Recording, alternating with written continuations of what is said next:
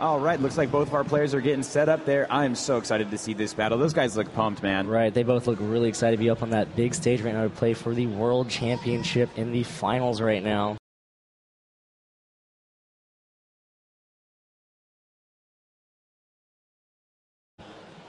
All right, gotta get the charms out. Gotta get the charms and the stylist ready to go. Looks like they're both setting up, and they look confident. They don't look too nervous there. I think both players actually look like they've done this before. Right, not at all. And I mean, both these players, I mean, they come from families that play Pokemon as well, so both their brothers have probably, helped calm their nerves a little bit. And both these players are already at this level, and they're actually probably already said they've already qualified for next year's Worlds. And right now, they're just getting ready to play another match to win the World Championship. And I mean, they look perfectly normal. I'd probably be nervous up there. Yeah, I'd be sweating bullets. But yeah, you're right. I mean, looks like both of our players are getting set up there. I'm so excited to see this battle. Those guys look pumped, man. Right, they both look really excited to be up on that big stage. And I'm sure that both their families are now in the audience just finals having a blast watching their two Pokemon players getting ready to play. Yeah, that'd be an interesting thought. It's like you're already on stage and you're like, all right, gotta get the charms out. Gotta get the charms and the stylist ready to go. That these top two are going to get. Looks like they're both setting up, and they look confident. They don't look too nervous there. I think both players actually look like they've done this before. Right, not at all. And I mean, both these players in the match there, they come from families that play Pokemon as well, so both their brothers have probably helped calm their nerves a little bit. Both these players are already at this level, and we can give you actually probably already said they've already qualified for next year's Worlds. Swan from the U.S. Right now, they're just getting ready to play another match to win the World Championship. Pretty good team here. We got the they look perfectly normal. I'd probably be nervous up there. Yeah, I'd be sweating bullets. But yeah, you're right. I mean, looks like both of our players are getting set up there. I'm so excited to see this battle. Those guys look pumped, man. Right, they both look really excited to be up on that big stage. I'm sure that both their families are now in the audience just finals right now, watching their lots of powerful Pokemon I see Pokemon here. players getting ready to play. Right, and a lot of these Pokemon that one is actually bring are very popular. They're popular throughout the entire season. Gotta get the charms out. They're probably stylist ready to go. These top two are tournament, and it's definitely off for London. They look confident. They don't look too nervous. We got it. Looks like the match is underway, guys. We've done this before. It is the first match of the Junior World Championship on street with Cody Yamamoto's team, which is going to be Gardevoir, Sapling, Hydra, Garchomp, London, the U.S. Right now, there was Kangaskhan, Garchomp, Salad, and Swash Rotom, Gardevoir. Looks like both players chose really fast here. Right, and if you look at the team, both players actually have a lot of similarities in Kangaskhan, Garchomp, and Gardevoir. Three of the most popular Pokemon right now. I'm so excited to see this battle. Those guys look pumped, man. Right, they both look really excited to be up on that big stage. I'm sure that they kind of have the audience the final exact same watching their Salamence and Hydreigon. They kind of do the same thing. Players are strong hitting, especially attacking that one Dragon type, and very popular. Wash Rotom and Zapdos are both the charms out there. And they've been supporting the Pokemon that has gone to easily it's Aegislash is also there as well. It looks like the match is underway, guys. Wasn't so popular at the beginning of the first match of the Junior World Championship on street with Cody Yamamoto's team, which is going to be Gardevoir, Sapling, Hydra, and Zapdos and Kangaskhan, the U.S. from Dakota, and Salmon, and Ashley Arthur. Both Kings. Looks like both players just really fast. And if you look at the team, both players they actually have a lot of similarities in Kangaskhan, Garchomp, and Gardevoir. Possibly set up or right, they both get really excited to be up in that team. I'm sure that they kind of have these strong hitting, especially attacking that one Dragon type. In fact, they get to watch it twice, probably. Wash Rotom and Zapdos are there.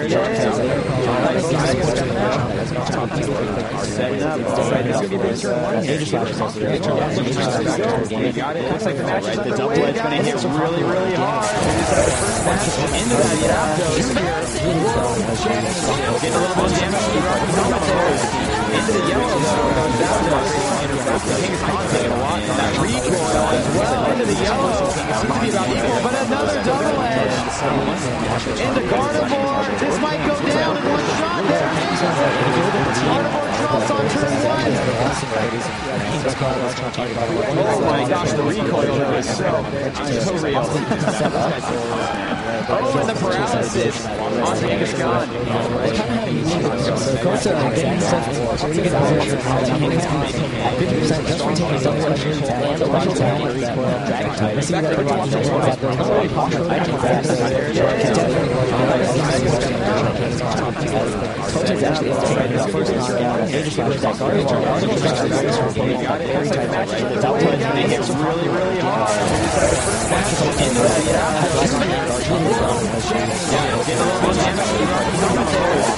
the yellow though. That recoil as well into the yellow. But another taste on the inside. Oh my gosh. This might go down for Shani. Doubles up on the line zone. And they cross both patients. Oh my gosh. The recoil is just straight down that Ocovio. And the paralysis.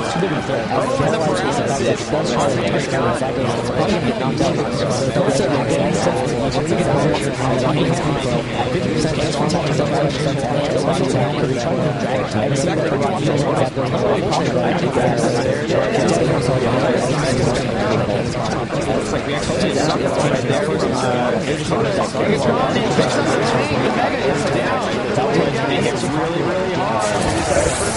Into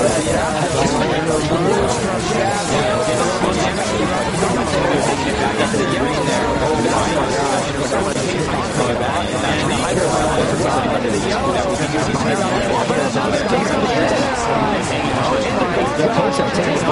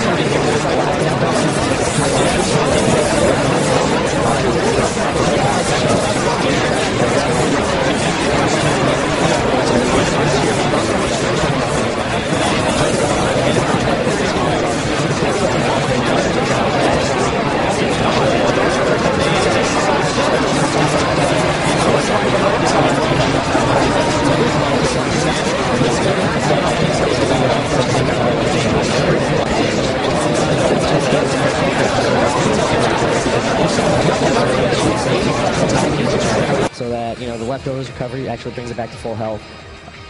And we see that Kangaskhan really wanted to knock out that Garchomp, but it's going to be taking back a lot of damage from rough skin damage and the double edge recoil itself. Yeah, exactly. I'm ready for the first big knockout. This is huge. Both trainers have 4 Pokemon still. Right, and an interesting thing to note is that both these Kangaskhan's on both players' sides opted for double edge over return just for the sheer power of it. Exactly. All right, we see the Sucker Punch here.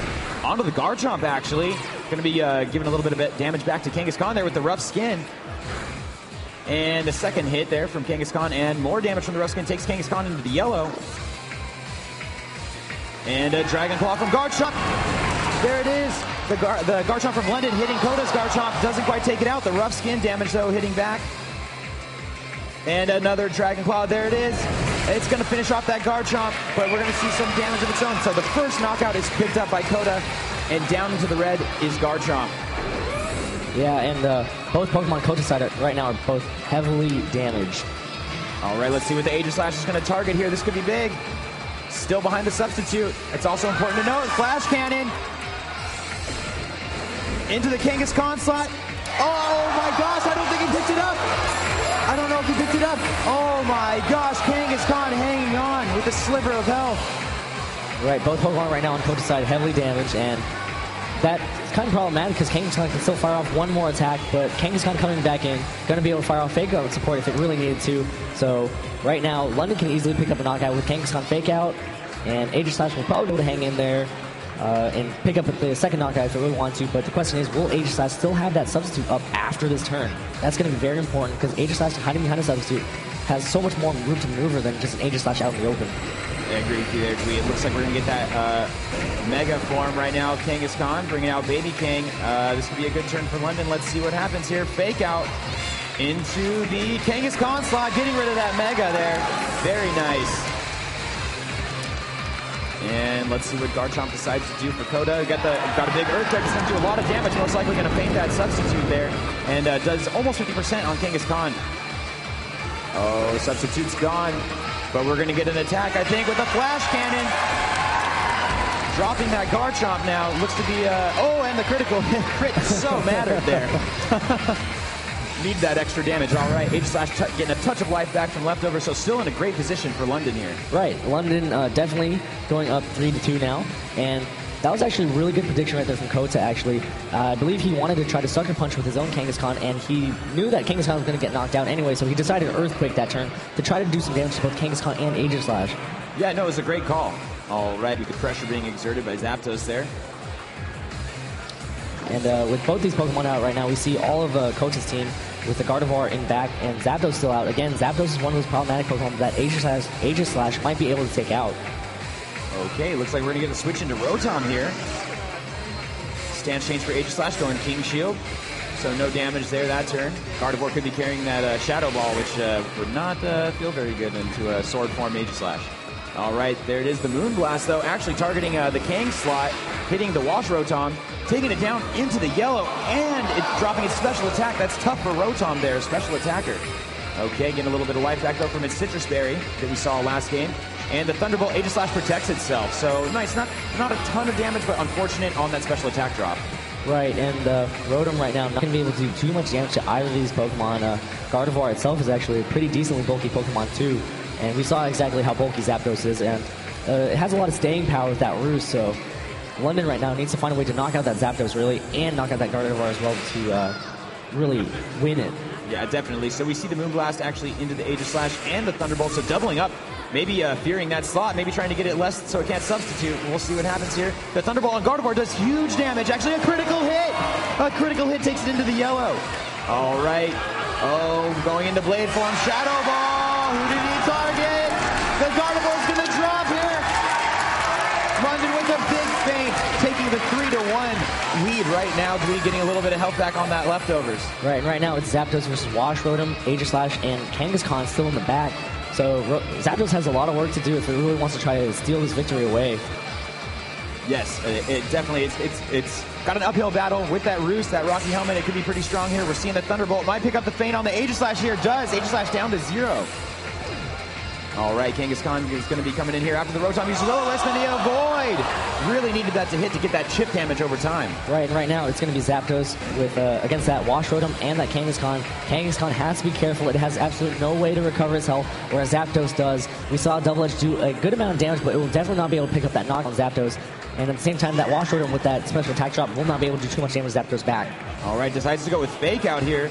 Taking a big risk, going to take a lot of damage from that Rocky Helmet, maybe even more damage than the Fake Out did. Let's see what we get here from Wash Rotom here.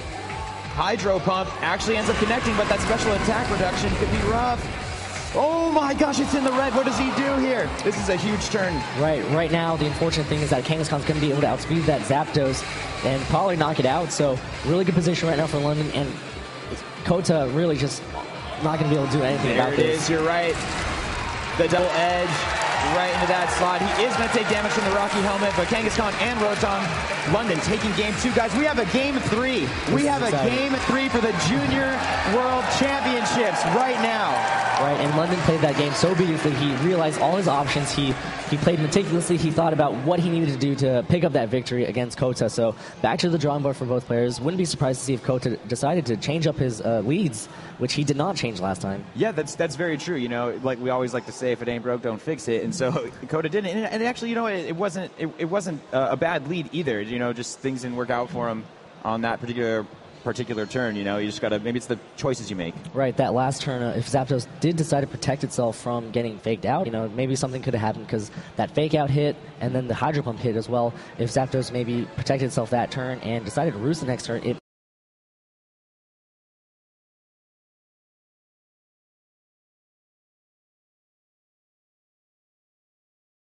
So excited to be here again. Going into Game 3, the Junior World Championships, guys. This is it. For those of you that might just be tuning in, you're watching the Pokemon World Championships live from Washington, D.C., and these are the best players in the entire world in their age group. Right. And one thing to note, though, that Aegislash from London kind of gave Kota a little bit of problems. I mean, it was pretty bulky. It stayed out on the field for a good amount of time, was able to set up a substitute, so I wouldn't be surprised to see if Kota decided to bring something that could actually knock out that Aegis Slash really quickly, such as his own Aegis Slash or maybe even Hydreigon. No, that's a great thing to note there, Dwee. I love that you're picking up on that information there. I mean, that substitute was pretty much a game winner there, I think. That Aegis Slash got it for him. And it really just drew away most of the attacks from London's other Pokemon, so Aegis Slash really paid off for London that game. Yeah, would you say that was his MVP there, Dewey? I think that might have been his MVP in that game. But of course, Kangaskhan and Rotom were the Pokemon that were able to finish it off. Yes, don't forget, guys, hashtag play Pokemon. Let us know who your MVP Pokemon are, and you might see your tweets featured live on stream. All right, guys, let's hear it for the final game. We're going to see a new world champion in just a moment here. This is it. I mean, third game, World Championship Finals for the Junior Division. Both players right now playing for $3,500 in scholarship. Second place will get $1,500 in scholarship. So, I think the most important thing to these kids is the fact that they get to crown themselves as the world champion. Yes, that is a huge accomplishment. All right, it looks like the lead from London is going to be the Garchomp Kangaskhan, and Kota not switching it up. Zapdos Kang again. I think he has faith in his leads right now. Going to be interesting to see if he did decide to change it up in the back, but Kangaskhan Zapdos, I mean, it's brought him here, maybe. So, gonna have to see what they do. Sometimes you got to play with what you're comfortable with. Right, definitely, and I agree with you there, Justin.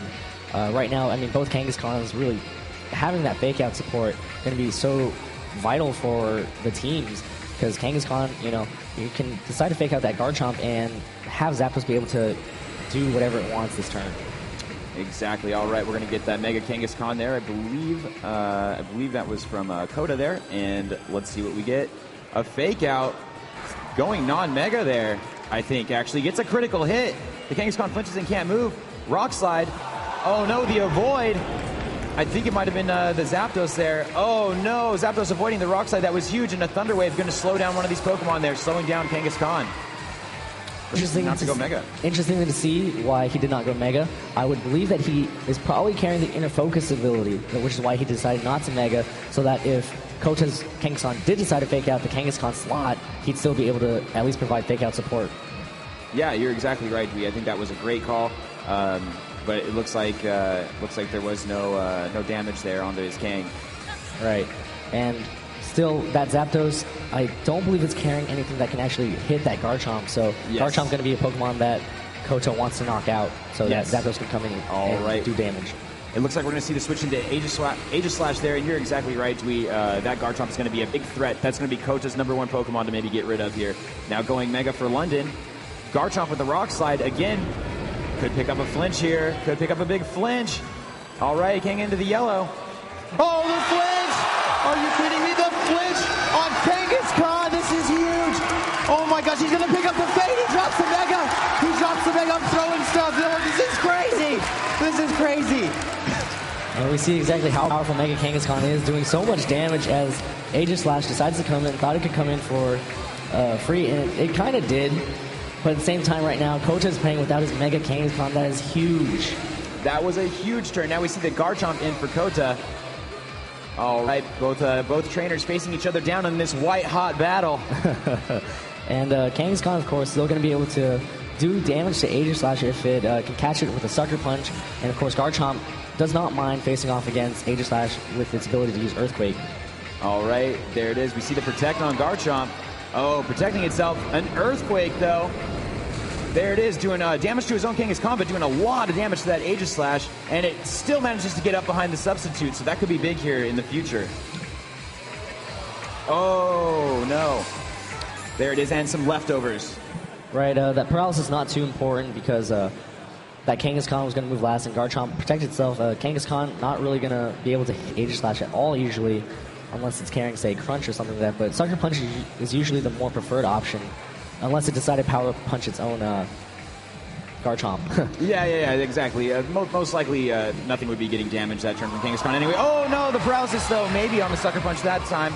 There goes the Dragon Claw into that Garchomp slot. Going to do a ton of damage. Down to 20 hit points. The Rough Skin's going to do a little bit of damage back to that Garchomp as well. Garchomp Dragon Claw.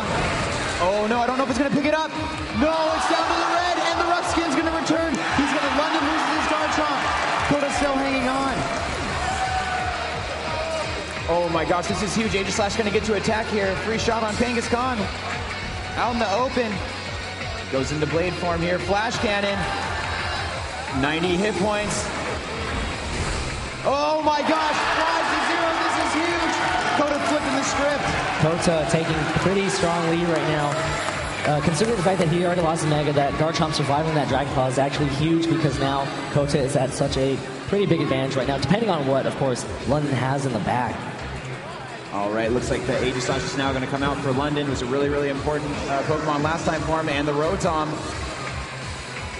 Yeah, right now that Rotom's going to be pretty important, but at the same time, needs to figure out what it can do against that Zapdos that's still in the back, still waiting in the back. And I think Aegislash and Rotom, if they are not damaged too much, can take on Zapdos one-on-one or two-on-one. So London right now needs to figure out a way to knock out both these Pokemon as soon as possible without taking that much damage. Yeah, definitely needs to do that. We see the King Shield here from Kota.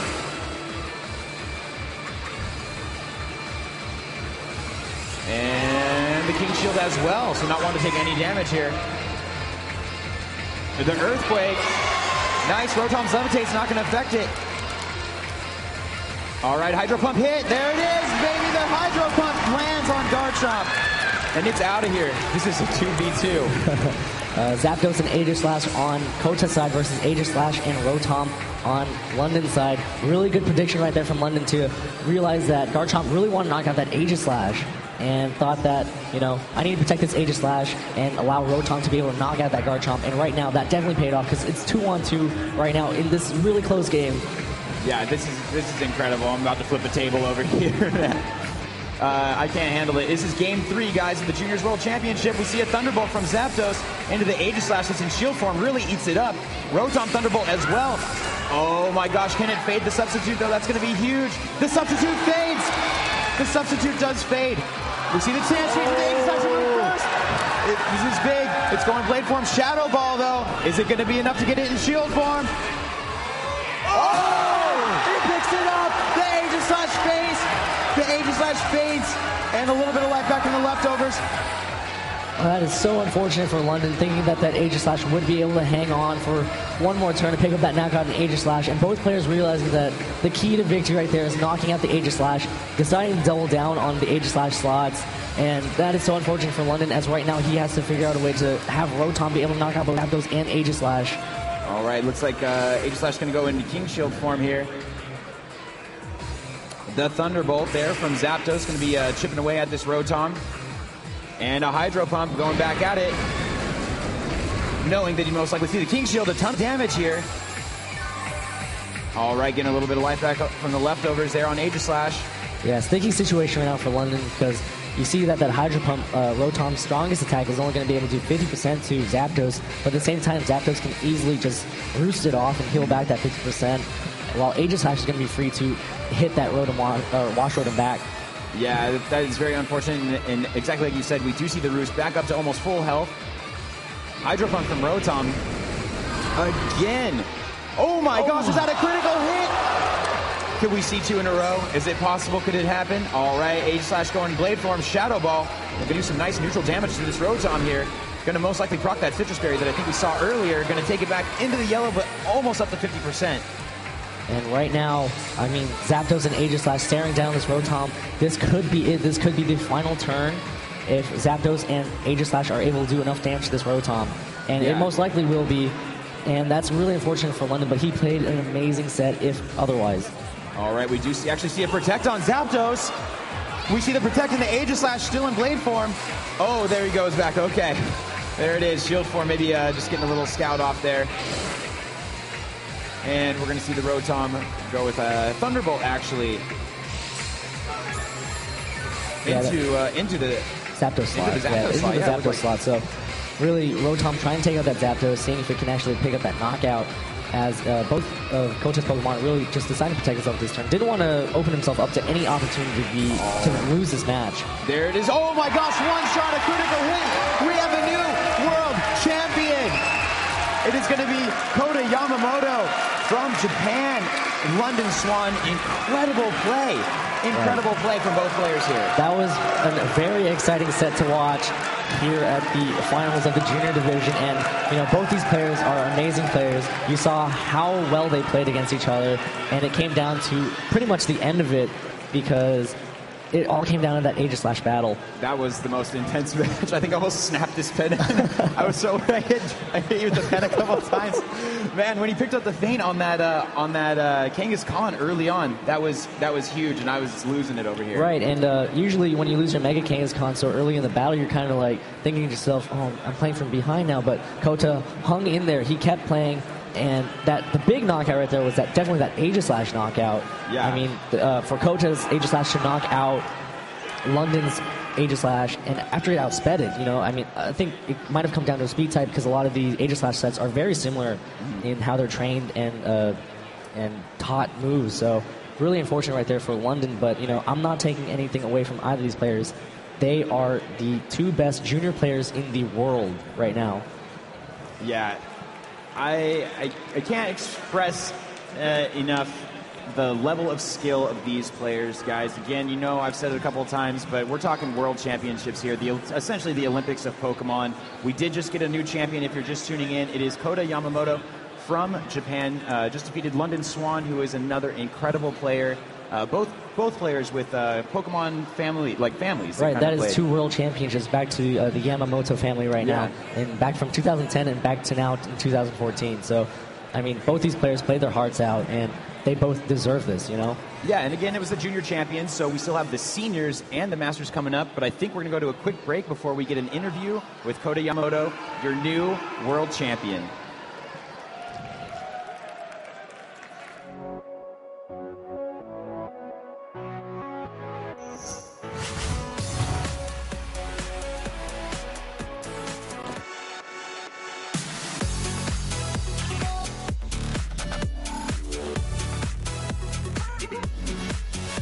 What do we like about the Pokemon community? We actually really like giving the opportunity to travel. We've met a lot of people, get to hang out with friends in a state we've never been to.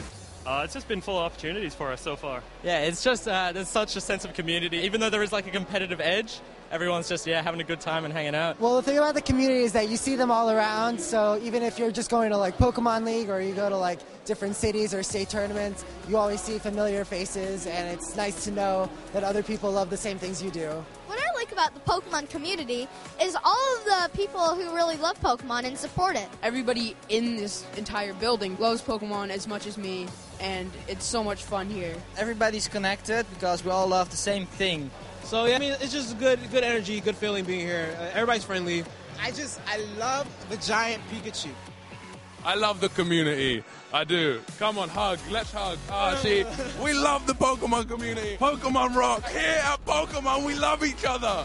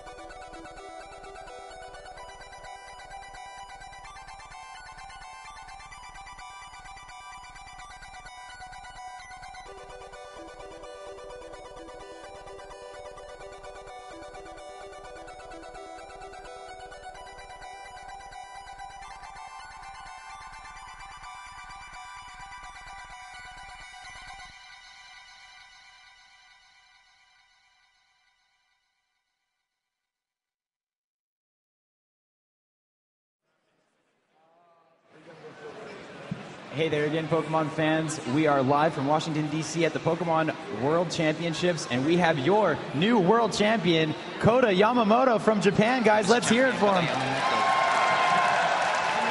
Look at him giving the big wave. Oh, yeah, saying hi to the fans already. Already got the skills. That is awesome, Kota. Well, first of all, congratulations. How does it feel to be world champion?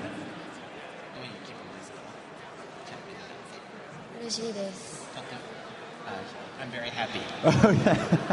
Well, that is awesome, man. I'm really, really excited for you. Let's talk a little bit about the battle, because it came down to Game 3, which was really intense. バトルについてちょっと話しましょう。3バトルの方がとても緊張しました。とてもインテンスでした。胸がドキドキしても。My heart was pounding. How about in Game 1? So you won the first match.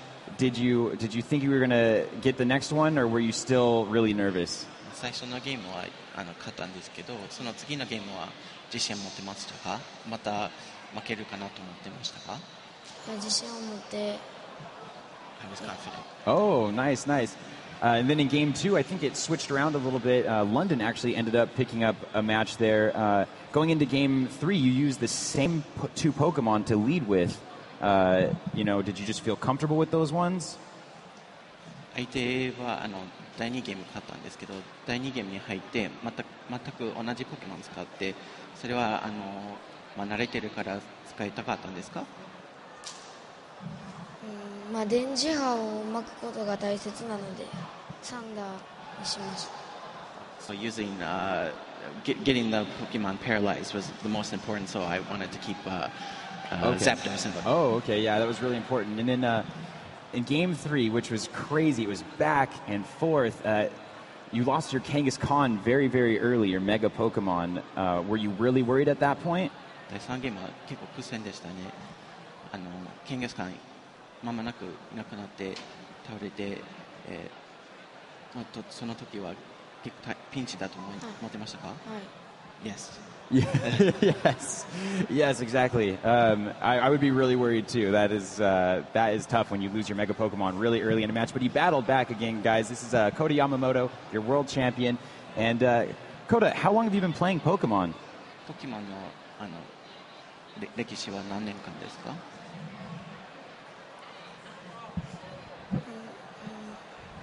？3年ぐらい。Around 3 years. Oh wow! So now a world champion. That was really fast. So only 3 years. That's incredible. 結構短い間すごい上手になってすごいですよ。Is this your first time at the World Championships? これ初めての全大会、世界大会ですか？初めてのですか？はい。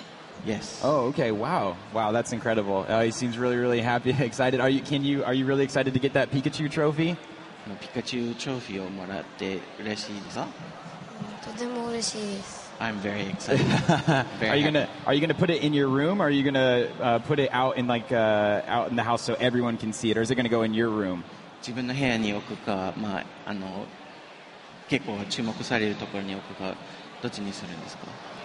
自分の部屋に置きます。He's gonna put it in his own room. Oh, nice. Yeah, I'd be doing that. I'd put it on my ceiling and just lay back at night and just take a look at the trophy all day. 天井に置いて寝てるときは見ます。自分だったら。That's a good idea. I know he thinks it's a good idea. Yeah. I'm just kidding. I don't know. But yeah. Oh yeah. Sorry. I'm just like, yeah, that's an awesome idea. I just thought of really good stuff. Anyway, did you get to use any of your favorite Pokemon on your team? そのチームの中で好きなポケモン入ってましたか？ガルラ。Oh, I really like Kangaskhan. Oh, I know, it's an awesome Pokemon. すごいポケモンですよね。Well, I know you got a lot of fans over there. Guys, let's hear it again for your world champion, your juniors world champion, Kota Yamamoto. Give him a big wave and let him know. There they are. He's waving to all his fans. You guys, they are all over the place over here waving and really excited. Thank you again for joining me on stage. It was a pleasure to interview you, and nice to meet you, Kota. It's nice to meet you guys. We're going to go to a quick break.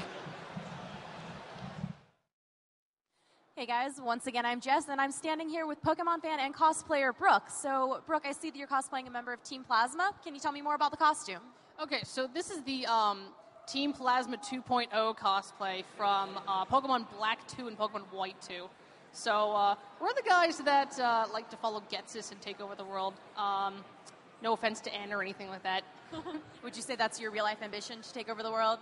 Maybe. Not nearly so forceful, but maybe. So what do you think of the Pokemon World Championships, and particularly that last match that we just saw, the Junior League final match? That was quite intense, wasn't it? Mm-hmm. Okay, so first of all, I'm really glad that they finally decided to host Worlds in Washington, D.C. It finally gave me a chance to attend it personally since I'm from Pittsburgh, Pennsylvania, so I traveled to D.C. by car rather than have to go to Hawaii or Vancouver or anything like that. That last match, oh my gosh, I did not think it was going to get to Game 3, and I'm really glad it did. Unfortunately, I was cheering for London. I thought he was going to get it, and then Koda took the win, and I'm still happy for the both of them that they made it really close. And do you compete yourself in either the trading card game or the video game? I do the video game for fun mostly, but I have been doing some competition in the trading card game. Took a couple first-place wins in some really local events, but nothing too major. Great. Well, thank you so much, Brooke. And we'll be right back on the stream after a quick break.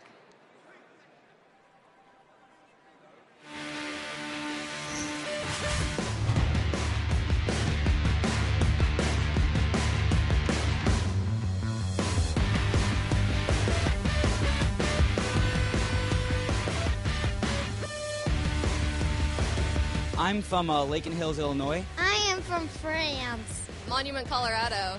I'm from Japan. I am from Chesapeake, Virginia. I am from Great Britain. It took 8 hours on the plane from London to Washington, D.C. I'm coming from California. I'm from the Netherlands. I'm coming from Victoria, right beside Vancouver, actually. We're from the DMV here. This is home to us.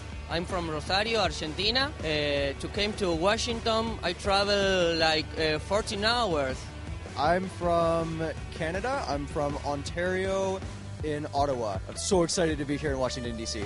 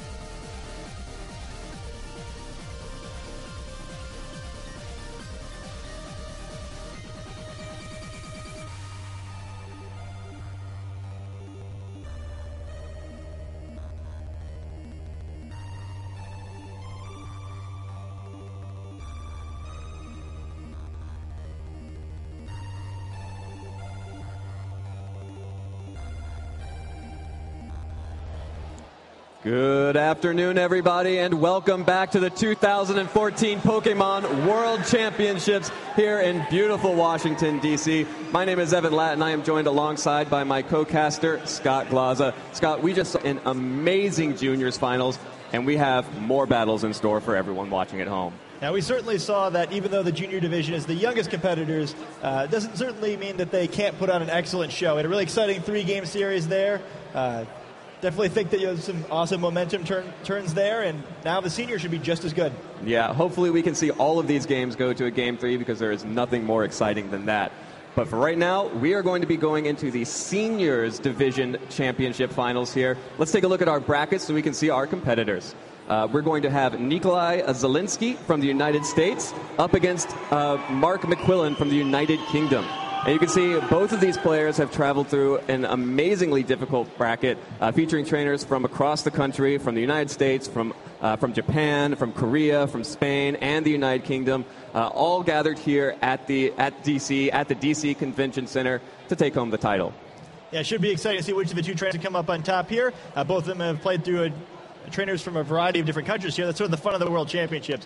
We get another unique matchup here at the end with the U.S. versus the U.K. I don't think we've ever had that matchup in the finals before, so it should be exciting. Often you get a mix of play styles in the World Championships with players coming from different parts of the world.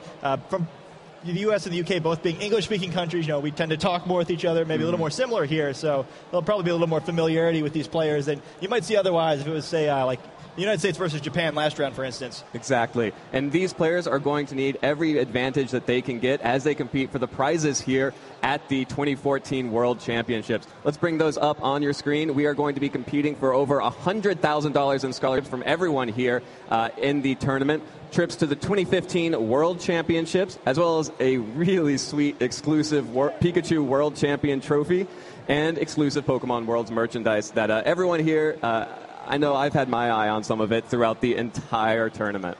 Yeah, getting those trips is a big deal, too. That's one thing all these finalists have to look forward to is that by making it to the finals, they've already earned a trip back next year to the 2015 World Championships. Definitely put some stress off their minds, but I'm sure right now the only thing they're thinking of is trying to become the world champion. Yeah, having a trip is nice, but what's even better than that is just, I'm the champion. I'm the best in the world in this format. No one can take that away from you.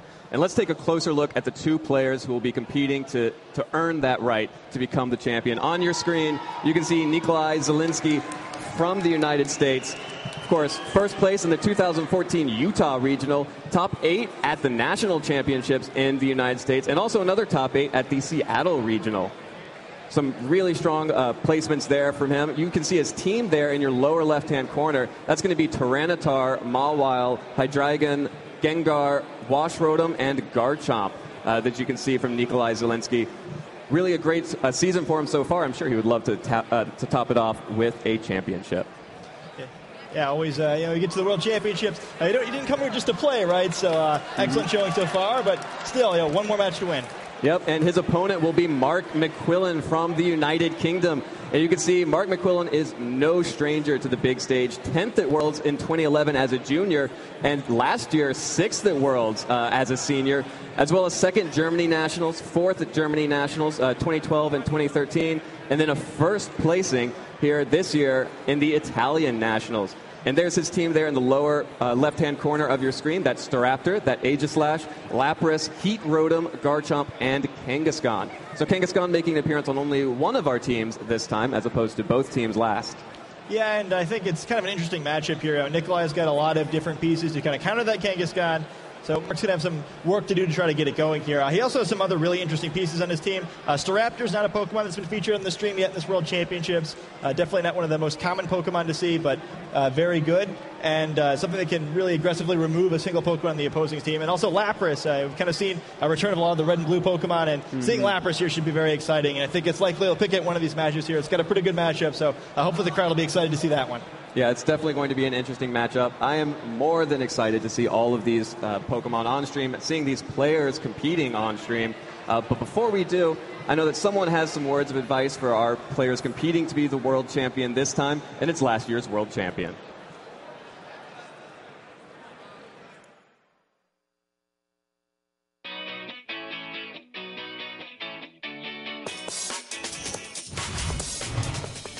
My name is Hayden McTavish, and I come from Kenmore, Washington. I am the 2013 Pokemon World Champion in the Seniors Division. I've been playing Pokemon since I was about 4, and I've been playing competitively since 2011. In 2012, I lost to Tolweb, but that motivated me seeing that he was the world champion, and in 2013, I beat Shota Yamamoto to make it into the last chance qualifier. And so even being in Worlds, my only goal was to not get last, which meant there was no pressure and I could just focus on playing, and that worked really well for me. The best part of competing in Pokemon events, I have made a lot of friends just battling in really intense matches, and it's ridiculously fun. I think the worst thing for people to forget at these events is that they're really fun even amidst all the stress. And I think that's the #1 tip I would have for any trainer, is to have fun.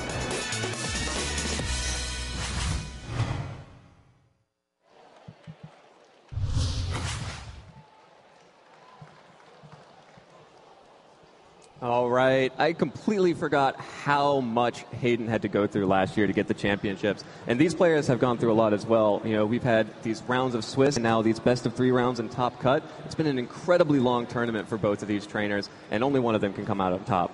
Yeah, it's a shame everyone can't win, but that's sort of the fun of it, right? A lot of trainers behind them already. They've played through 6 rounds of Swiss, like you mentioned, which eliminates most of the field. The other top 6 trainers in their division in the world were knocked out during the bracket stage. Now just the 2 of them remaining. I think that's kind of the fun of the thing, that all these players are so good just to get to this tournament. So by getting every stage you make it to, can it feel that much better? And getting to the finals now, it has to feel great. But I don't think there's any worse feeling, at least at first, than making it to the finals, getting that close to winning the World Championships and letting it slip through your fingers. So huge moment for both of these guys. You never know if you're going to make it back here. Only one player's ever won more than 1 World Championships in the VGC. So you've got to take advantage of these opportunities when they come. Yeah, definitely. And as much as I do enjoy the sound of my own and Scott's voice, I think it's time for us to get right into battle. We are going to throw it down to the stage to introduce your competitors.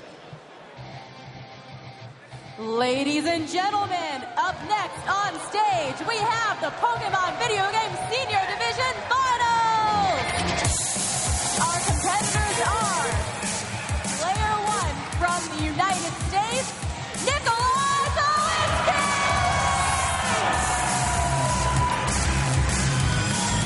Versus Player 2 from the United Kingdom, Mark McWillis!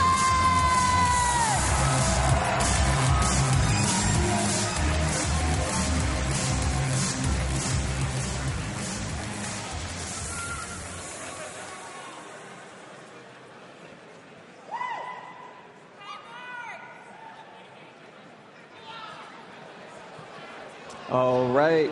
You can see our competitors there on stage. Of course, on the left there, that's Nikolai Zielinski from the United States. And on the right, Mark McQuillan from the United Kingdom. Let's hear it one more time for both of these trainers. Such a huge accomplishment to make it this far. Scott, let's talk a little bit about these team matchups. You already mentioned on Mark's side that Lapras might come out huge for him in this play. We also see the Staraptor, one of my favorite Pokemon as well, potentially able to put some pressure on early. How do you think this will shake out, even from that all-important turn 1? Yeah, well, I think what he's going to, or at least what Mark's going to need to do here, is try to find a way to make that Kangaskhan do some damage. Certainly one of the most influential Pokemon in this metagame, a Kangaskhan. What you really need to do with it is to try to deal with your opponent's checks. At this point in a tournament, there's going to be lots of options to deal with it. Garchomp, Aegislash, Gyarados among the most common and effective. So those are all going to be problems he's going to have to deal with here. But what he really needs to do is just find ways to get that Kangaskhan free, to get some damage off. If it gets controlled, it's going to be very difficult for him to win. He doesn't have a whole lot of big attackers on his team. But if that Kangaskhan does get a couple power-up punches, even a couple uncontested returns, he'd quickly start knocking some holes into Nikolai's team, get him a victory here. I do say that Nikolai, probably based on Hayden's advice, looks like he has the advantage here. What I learned is that you're supposed to have fun, and he certainly looked like he was having more fun on stage here. However, this team matchup's going to be a little bit trickier for him. I believe he had the Venusaur as his Mega, so he's going to have a harder time trying to deal with that Kangaskhan. One issue with Venusaur is that it walls most of the metagame really well. A powerful defensive Pokemon, especially against special attackers, doesn't have very many weaknesses other than Poison type being able to be exploitable a little bit by Gardevoir, which is fortunately not going to be in this match. No Fairy types for Mark's team. He does have Staraptor, that flying type, so that's going to be a big deal once again. But Venusaur doesn't really like Kangaskhan. It does a whole lot of physical damage. It does enough that it kind of burst through Venusaur's healing if it has something like Synthesis, which this Venusaur does. So he's definitely going to need to be careful here. Make sure that he can either not use his Mega or defend it very well, because it's going to have a harder time here. That Lapras also has 3 targets that he can hit for super effective damage with Ice-type moves, and Gyarados, who's weak to Freeze Dry. So definitely something that is going to be an issue here for Nikolai. He's going to have to control that Lapras really carefully. Yeah, we're definitely going to have to see how that's going to work out for Nikolai. Players are about to hop into game after team preview here, and we are about to see the first turn. Let's hear it for both of these players once again as we head right into the game. You can see Mark on the top of your screen. Nikolai is going to be on the bottom of your screen.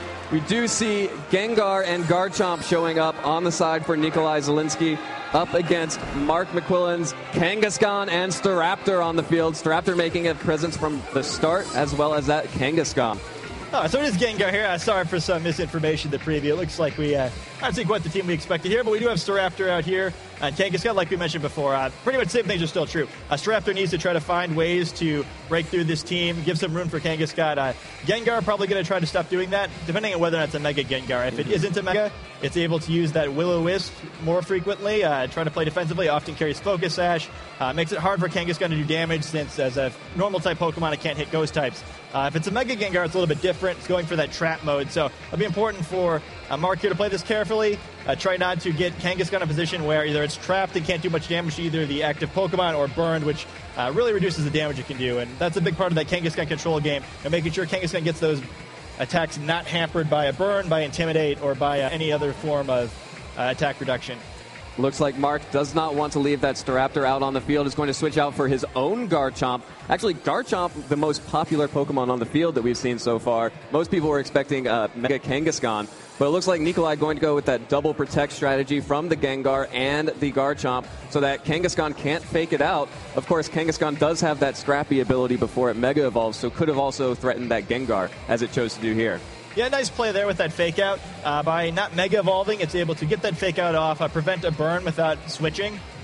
Likely, you carrying that fake out, Kangaskhan doesn't always, or almost never carries Protect in addition to fake out. This one definitely doesn't. So he's able to do that to stop that Gengar from getting a probable burn off, get a switch in to get in a better position. Now, if he's afraid of that burn, he can switch this turn, but either bring the previous Pokemon back in, which you might want to do. He's trying to use Final Gambit rather than attack. The burn's not going to be too huge of a deal. But it looks like Garchomp is switching first. Yep, Nikolai is going to switch out his own Garchomp in favor of Mawile. So Mawile now out on the field, getting that Intimidate off onto both the Kangaskhan and Garchomp. That's going to be pretty huge. Both of those physical attackers aren't going to want to lose that attack. But of course, Garchomp is going to get a Dragon Claw off onto the Gengar. And Kangaskhan still deciding not to Mega Evolve, so it can keep it Scrappy, and is going to go ahead and do the return onto Gengar. The Trick Room, though, twisting the dimensions. Fast Trick Room. I haven't seen that since 2010. Yeah, it was a Mewtwo then in the Masters division, so kind of cool to see something harken back to that strategy there. Gengar, definitely not something you expect Trick Room from. Like I mentioned before, usually just a really fast Focus Sash, burn support set, or a Mega, but this is something completely different. We do see the Maw coming in here, likely the Mega on that side of the field. One of the natural counters of Kangaskhan as well. We've seen a lot of Maw doing well this weekend, and it was sort of that battle all season between Kangaskhan and the Megas to do well against it. It looks like Kangaskhan's actually been losing that battle this weekend. And it looks like that we are going to see another switch on the side of Mark's side. Going to go ahead and put in the Aegislash, trying to keep it slow so that he can abuse that Trick Room that Nikolai set up. But we do see Mawile Mega Evolving right away. Of course, Mawile's weakness is its speed. But of course, in Trick Room, now it can use its pure power, its huge ability to break holes in his opponent's team to full effect. Of course, Kangaskhan also going to go ahead and Mega Evolve, but the Sucker Punch is going to fail, trying to target that Gengar, but Iron Head coming off from the Mawile. Does get some good damage onto Kangaskhan with that Iron Head, but the Will-O-Wisp missing is huge. Yeah, it's a big deal there. The Kangaskhan now does have a chance to retreat and still do some damage later in the battle. Getting that low is still a big problem, likely to be in Sucker Punch range from Mawile. So even if Trick Room expires, it's not going to get a whole lot done here.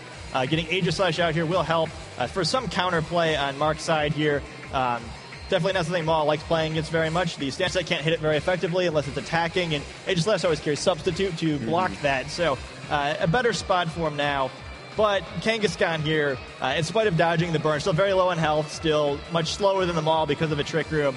Not a good spot here, and it's not a whole lot of safe switches on his team for that Maw. An Iron Head or a Play Rough aimed at that slot, could easily knock out one of his back Pokemon. Staraptor, not very useful after it takes damage, so a tough spot for him here. Definitely. We do see Nikolai is going to retreat that Gengar in favor of his Wash Rotom. Out on the field, the Sucker Punch again failing, trying to target that Gengar, but the Aegislash is going to go ahead and do that substitute hide behind the plush doll there, as Ironhead's going to get the first KO here, going to get the KO on Mega Kangaskhan, so 1 Mega down on the side from Mark McQuillan, and Nikolai still has his. Yeah, that's definitely very bad on Mark's end. As I mentioned before, a big part of these matchups when you have Kangaskhan is kind of the balance between trying to get your Kangaskhan carried away while the other side tries to stop yours. And there's been basically no damage onto Nikolai's side of the field. The Kangaskhan is already knocked out, and the only advantage that Mark's been able to get from is getting that substitute up on Aegislash. Definitely not a spot he wants to be in here, so he's going to have to play very careful from this point on. Garchomp out now, but he has to worry about that Play Rough from Mawile. Likely to see a Protect from it here, but he's going to have to find an opportunity to get an attack off. Trick Room, really a big issue here. If it gets reset, the game's basically over, so he's going to have to be careful to stay in position to stop Gengar once it comes back in as well. Yeah, you can see Mark definitely feeling like he's on the back foot, choosing to go with that defensive play, the King Shield from Mawile. Not going to protect the Garchomp, though, so Mega Mawile is going to get another free KO. And Garchomp going down so easily to that Play Rough from Mawile. Yeah, that's a tough play there. I actually don't mind that play by Mark, even though it doesn't work out there. I know it looks kind of foolish just to give up the Garchomp for free, but like I mentioned, the first read there is that Garchomp's probably going to protect. It knows that Mawile's likely to play rough it. When you're behind in a game like this, sometimes you have to take some risks to try to get back in the game. He went for that there, and it didn't pay off. But with this Staraptor coming in here, it's a Pokemon that trades 1-for-1 very well, but doesn't do any better than that very well. So it's not like you can just bring that in later and sweep with it, right? Like you need to kind of get the score closer to really have a shot there. So he didn't have much choice but to gamble, and even though it didn't pay off for him, I think it was probably his best chance to try to get back in this game. Yeah, and we do see that Mark is going to finally go on the offensive as that Aegislash is going to go ahead and switch into its Blade form. With that Shadow Ball is going to be targeted at the Mawile, deciding that he finally needs to have an answer for this Mega Mawile. Deals some really good damage there, but maybe a little bit too late. Ironhead on that Staraptor doesn't deal that much damage, only about 50%, but the Thunderbolt from Wash Rotom is going to be able to pick up that KO. A critical hit, that's just gravy on top. Yeah, a decisive win for Nikolai in this game, it looks like. He's got that 4-1 lead now. Aegislash might be able to stall it out for a little bit, but against 4 Pokemon, there's just not much you can do. We see Trick Room finally expiring here, but the damage has definitely been done. Mark has a faster team here. He's got that Staraptor, which, like most Staraptor, is a Choice Scarf set. He's got the option of either using Brave Bird or Final Gambit. So, he wants that speed. Garchomp very fast. Kangaskhan quick. Having Trick Room switching the speeds like that just really tough for him to deal with. Yeah, and now he's faced with only his Aegislash out on the field, the slowest Pokemon on his team. Still going to play defensive, just try to stall this one out as much as possible. King Shield coming out to prevent any damage from Nikolai's side this turn. Of course, with that substitute and the ability to stance using that King Shield alongside the substitute, relatively safe. Leftovers will keep him full health, but against four Pokemon, like you mentioned, it's just a matter of time. Yeah, I mean, just the combination of Earthquake and Thunderbolt, or even a Will-O-Wisp here, which after knocking out that substitute would really reduce the or any value of trying to stall at the leftovers, will end the game here. And we do see the forfeit. Yeah, really impressive Game 1 victory there by Nikolai. Yep, Mark definitely identifying he did not have a win condition there. And Nikolai Zielinski from the United States takes the first win. Real tough match there for Mark. But, of course, all of this came down to that Trick Room on Gengar. That's a huge reveal to your opponent that you have Trick Room on a fast Pokemon like Gengar. Yeah, I mean, Trick Room is crazy enough to put on Gengar, but it's hard to imagine he didn't have an idea that was going to be on his team. Rumors about something like that really tend to spread quickly. So I'm a little concerned about maybe his ability to deal with that based on the team that he has. But I think he's probably going to want to adjust his strategy a little bit in this next game. He tried to use Kangaskhan in its non-Mega form to counter it there, which didn't seem to be too effective. I understand now why he didn't Mega Evolve that Kangaskhan, because he absolutely had to get as much damage as he could on that Gengar, knowing that if Trick Room did go up, he wasn't going to be able to get much out of it. But because he had to switch on that first turn with his partner Pokemon when he used that Fake Out, he lost a lot of potential pressure there. He only got to attack it once before the Trick Room went up with that return from Kangaskhan, which wasn't nearly powerful enough to stop that Trick Room. So I think he's going to have to be a little bit more careful about how he stops that Trick Room this time. He needs to at least punish the setup harder if he wants to win this game. Unless he thinks he can play inside the Trick Room. Maybe bring different Pokemon next time, play a little slower lineup if he wants to do that. He had all 3 of his fastest Pokemon there, and it didn't work out too well. So maybe we will see that Lapras or that Rotom to try to stall out the game a little bit more with some of his slower Pokemon. Or he's going to have to try to start with a different lead to interrupt things a little bit, because if he lets the game play out the way the first time, Nikolai is definitely going to take this series. He's just not going to be able to play inside of Trick Room with such fast and frail Pokemon. Yeah, that's one of the reasons that that Trick Room is always powerful. It turns out that it's basically a rogue threat at these tournaments. We don't see too many Trick Room teams, but whenever one does show up and it's well constructed like Nikolai's is, it does work. Yeah, I think that's a good point, too. In past years, Trick Room was a much more popular strategy, especially through Cresselia, which isn't allowed this year because it's only the Kalos Dex Pokemon. Because of that, we've seen a lot less Trick Room. It's much more difficult to get it up with Pokemon who can take advantage of it quickly enough for the 5 turns that it lasts to be effective. We've seen like Rhianoclys, Chandelure, Audino as Trick Room users, which definitely aren't the same class as something like Cresselia. And because of that, we haven't seen much of it. Using Gengar as a Trick Room Pokemon is definitely something that most players wouldn't expect, but it seems to be working very well for him here. And I think players are probably a lot less prepared for that Trick Room because it's been so much less popular here, which is kind of evidence in Mark's team, which is much faster and trying to play well against different threats than what he's against here. Right, and we do see some different threats on the field this time. We see Mawile and Hydreigon leading for Nikolai up against Aegislash and Staraptor for Mark. So Mark still thinks that he wants to have that Staraptor putting that early pressure on, make that 1-1 trade as soon as possible, but opting to lead with the Aegislash instead of the Kangaskhan, a better counter if that Gengar had made another appearance. Yeah, in this case, too, it's actually a much better lead, I think. Staraptor has some interesting options here. I'm sure it would love to final gambit both of these Pokemon. It's going to have to watch out for walking into a Sucker Punch if it tries, which would vastly reduce the damage of that final gambit, but Maul protecting here, not wanting to risk getting hit by a big damage attack and falling too early. Yeah, Mawile's not going to worry about that, but Final Gambit is coming in from Staraptor onto the Hydreigon. Clean trade, 1-for-1. Knocks both Pokemon out, and now we have just a huge offensive threat off of the field for Nikolai. You'll trade your Staraptor for Hydreigon anytime, and Aegislash also getting to set up his substitute for free.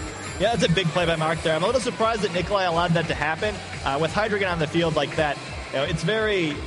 the main reason why you use Hydreigon, I guess, at this point in the metagame instead of something like Salamence is because Aegislash is just so popular. You've got that counter to Aegislash out.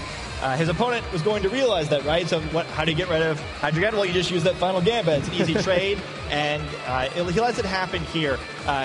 Still, both sides trading a non-mega Pokemon, so it's not like it's a huge swing, but I think I definitely prefer to be on Mark's side of it, so he's definitely getting a better start in this game. And with Rotom out here, Maul's really going to have a hard time getting anything done. Yeah, with Heat Rotom on the field against that Mawile, it's definitely, you want to Mega Evolve that Mawile and get some offensive pressure on the board. Garchomp, not a terrible choice here, but the Levitate from Heat Rotom is going to make its most powerful attack useless against it, and Aegislash does not mind getting Rock Slid throughout the entire tournament. Yeah, that's sort of the thing here with Garchomp. It's actually pretty good against both of the opposing Pokemon, so he's got one Pokemon that's bad against both and one Pokemon that's good against both. However, Rock Slide's good against one Pokemon and Earthquake's good against the other, so Garchomp can't really deal with both of them at the same time. So since Maul's already used that Protect there, Rotom and Aegislash are going to have a chance to make some plays here.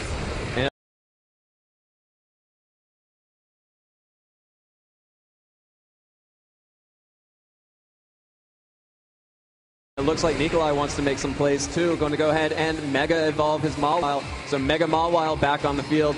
Mark still playing slow. Going to continue to protect that Aegislash, hoping that Nikolai is going all out to get that threat off the field. Sucker Punch does fail as it tries to Sucker Punch the Aegislash, but Garchomp going to put up a substitute, and Mawile avoids the Will-O-Wisp from Heat Rotom. What a huge play there. Yeah, well, a nice job there. Aegislash avoids that Sucker Punch, but too bad to see that Will-O-Wisp missing. Great job by Rotom. In theory, I guess strategically a great plan. He gets that Will-O-Wisp and Maw off for free, but it misses, so he doesn't get that burn, and that's definitely going to make this position a lot worse than it could be. We also see Substitute from Garchomp, which is a big deal for two different reasons here. First of all, with that Substitute up, it's going to be a lot more difficult to deal with, and it doesn't have to worry about that Will-O-Wisp anymore. But also, because it has Substitute, it's likely missing another move. Typically, Substitute Garchomp runs Substitute and Protect like most Pokemon in VGC do. So because of that, you're missing one of Earthquake, Dragon Claw, and Rock Slide. Usually it's not Dragon Claw you drop, so Aegislash or Rotom, one of the two, are not going to have to worry about a super effective move here. Yeah, and as you predicted, that Garchomp is using the Protect, going to stay healthy behind the sub. So is the Heat Rotom. Everyone's protecting. No one wants to make the first move here, except Mega Mawile is going to be able to get that Sucker Punch off onto Aegislash. Is it going to be able to break the sub? Yes. Still in that shield form, but does deal enough damage to break the substitute. Aegislash is going to stance into that blade form in the Flash Cannon, into the Garchomp Protect. So free removal of the substitute for Mawile there. Yeah, nice job on Nikolai's end there. He started off this game a little bit slow, but a nice job there. He was able to prevent taking any damage that turn. He removes that substitute for free, and that's a big advantage for him. Even though, in theory, it doesn't look like that big a deal just to have the substitute off the field, Aegis has to be a lot more careful now. It's much less likely to try to attack a second turn in a row now because a Sucker Punch would knock it out. So its options a little bit more limited. It's much more likely to substitute again or to King Shield, which opens up the options on the other side here, especially if Mawile wants to switch here. But it looks like Rotom's going out instead. Yep, Heat Rotom doesn't want to stick around in favor of Lapras. So Lapras making it on the field this time, going to immediately threaten that Garchomp. But Aegislash is going to go ahead and stance back to shield form. Make sure that it uses King Shield to protect any incoming damage, and hopefully get that Lapras in for free. Sucker Punch, of course, not going to be able to connect to anyone, but Dragon Claw coming out from Garchomp onto Lapras, going to deal some good damage, just under 50% there. Well, it takes a little bit back from its Life Orb. So that's an awful lot of damage in Lapras there, but we see why with the Life Orb activating. Definitely looks like Mark was expecting Trick Room again. He chose to bring all of his slower Pokemon. I mentioned, in the preview that was one of his options here. So no Trick Room this time, but he is in a better position. Garchomp doesn't like facing down that Lapras, but it's actually still a tough spot for Lapras here. A double target from Mawile and Garchomp would knock it out pretty easily here, so it can't just attack freely. So now at this point, Mark has to try to make a decision here. What does he think his opponent's going to do and try to get a free move with one of his two Pokemon here? Yeah, it always comes down to these mind games. Mawile protect to prevent itself from taking any damage from its partner's Earthquake, but the Earthquake is going to connect to both Lapras and Aegislash, and that's Life Orb dealing a ton of damage. Gets Lapras down to red and the Aegislash into the yellow. The Hydro Pump into the Mawile protect, though, and Aegislash is going to go on the offensive here, going back into its Blade form using Shadow Ball. Also onto the Mawile, the double target into the protect, and Nikolai takes control of this match. Yeah, that's a huge play there. Tons of damage from the Garchomp Earthquake, knocking both of these Pokemon into range where the second Earthquake would be able to knock them out. Mawile absorbing both attacks for free, and that's just a trade that Mark could not afford to make at this point. He's really in a desperate situation now. It's not impossible to come back, but he's really, really going to have to reach for something now. It's a really, really dominating lead by Nikolai here. And Nikolai in the control is going to be able to switch out, play a little bit more conservatively, switch out the Mawile for Gengar, whose Levitate will prevent that Earthquake from hurting it. And here comes the Earthquake onto the Aegislash and the Lapras. Is it going to be a two-hit KO? Gets a double KO onto the Lapras and the Aegislash. 2 KOs, 1 attack. Garchomp's got to be pleased, and so does Nikolai. Yeah, his Garchomp's really doing a fantastic job this game. It's completely taken over the second game. The first game we saw that Trick Room from Gengar really turning the game around, and this time it's an unconventional Garchomp set.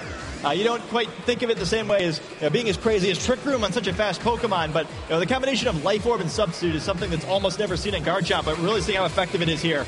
Yeah, and we do see another Dragon Claw coming out from that Garchomp, dealing so much damage. More than 50% against that Heat Rotom down to the yellow. Going to be able to heal up a little bit with that Citrus Berry.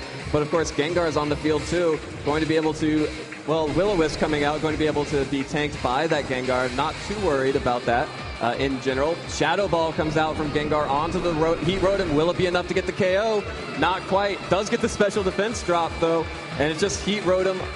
Lowered special defense, not many options. And it looks like we're going to have a champion from the United States here.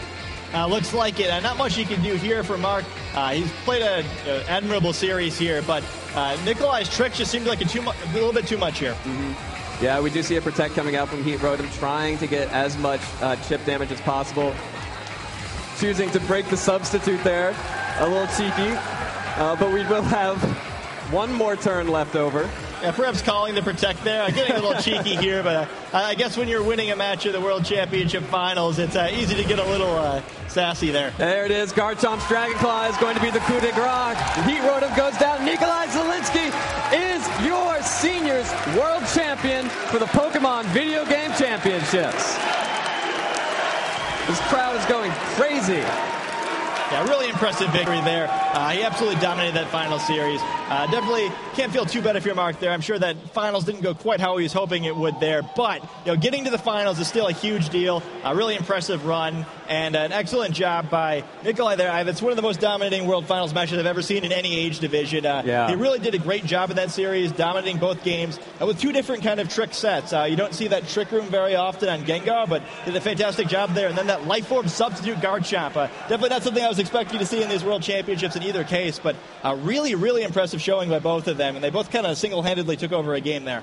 Yeah, and I think that's one of the most impressive things about this victory for Nikolai. He played two very distinct, very different strategies, and it looked like Mark just did not have an answer for either of them. Of course, you can't take away, Mark did make it to the finals of the World Championships.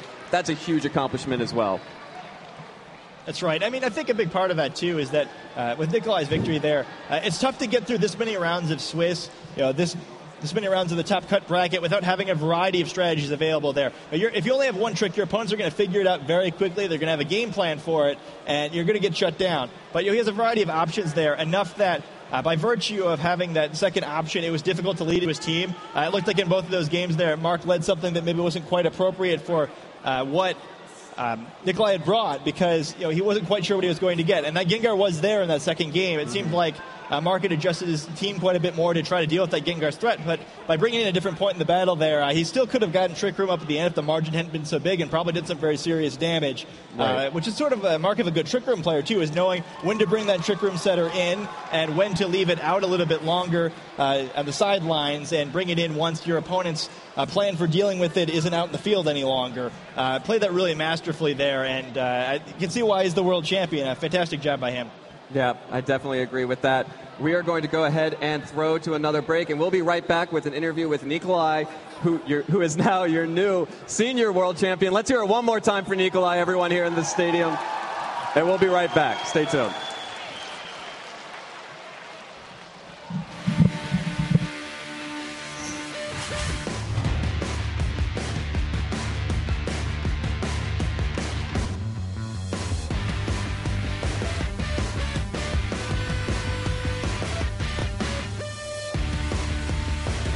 I'm from Laken Hills, Illinois. I am from France. Monument, Colorado. I'm from Japan. I am from Chesapeake, Virginia. I am from Great Britain. It took 8 hours on the plane from London to Washington, D.C. I'm coming from California. I'm from the Netherlands. I'm coming from Victoria, right beside Vancouver, actually. We're from the DMV here.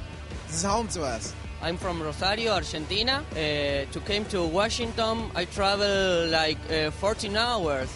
I'm from Canada. I'm from Ontario in Ottawa. I'm so excited to be here in Washington, D.C.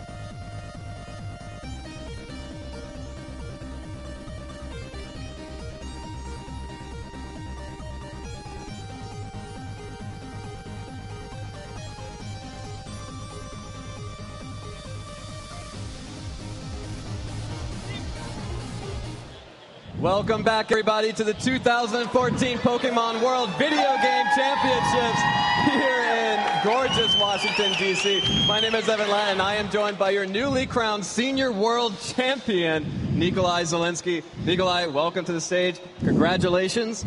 How does it feel? It feels wonderful, Evan. You know, I've worked so hard at this. I'm really active in the Pokemon community, and this is my last year as a senior, so I really wanted to make it count and to finally take home that world champion title. That's absolutely a dream come true. Like, why I got into Pokemon events. This is my first year doing tournaments.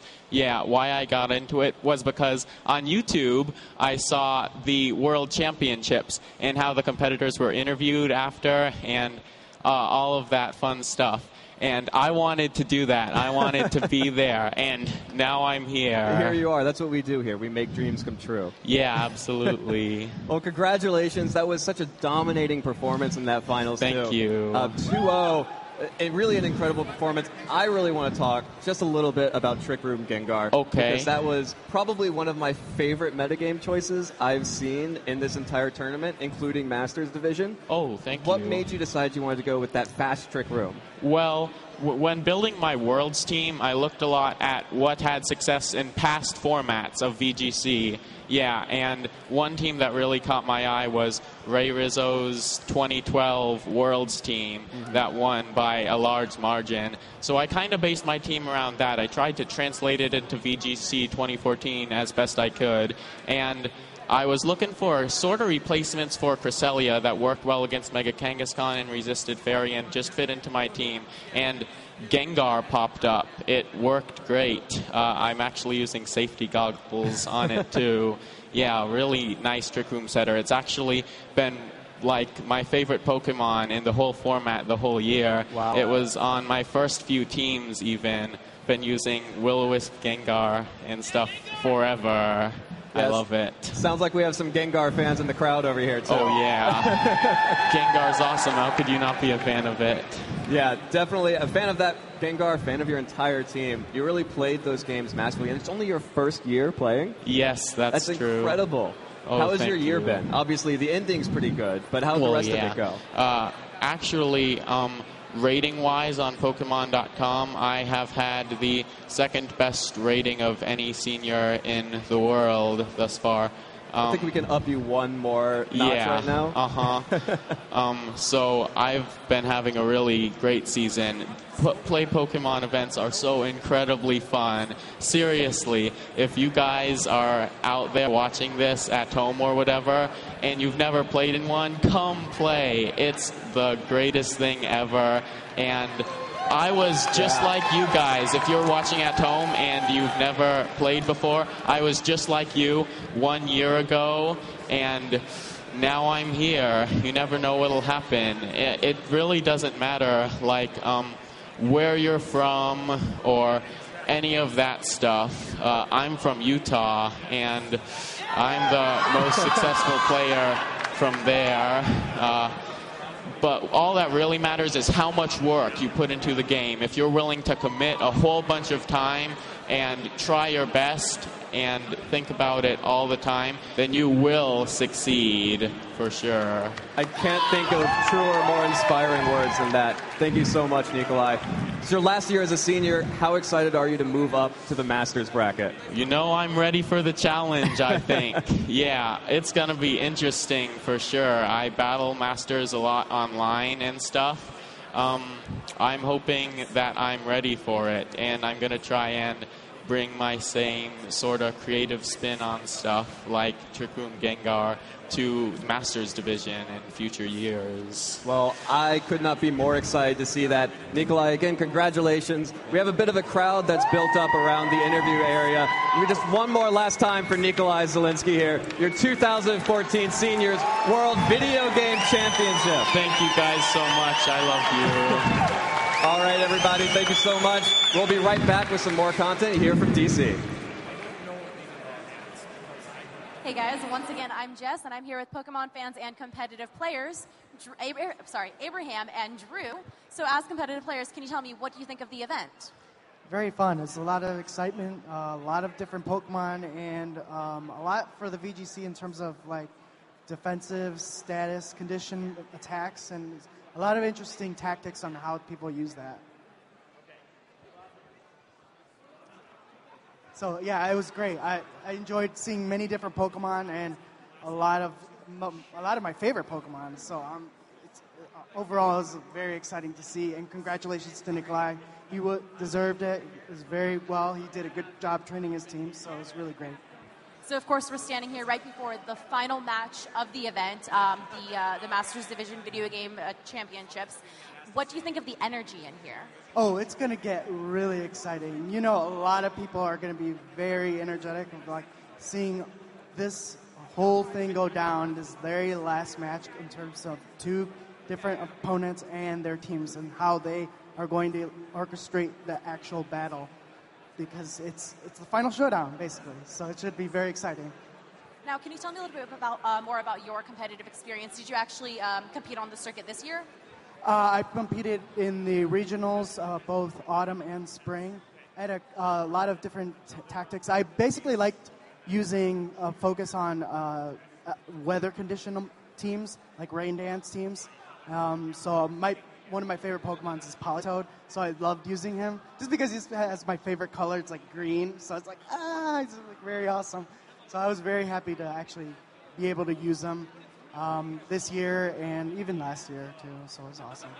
Great, and in case you were wondering why I was kind of awkwardly holding this t-shirt over my arm, we have a gift for one of you. You guys have to decide between yourselves who gets it. Yeah. But we have a t-shirt here that has been signed by all the casters and by myself, so we want to give that to you as thank you for coming on stream and doing this little interview. Yeah, thank you. Great, well, thank you guys so much, and we'll be right back with the stream after a quick break.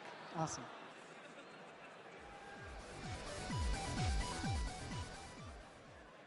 We'll be right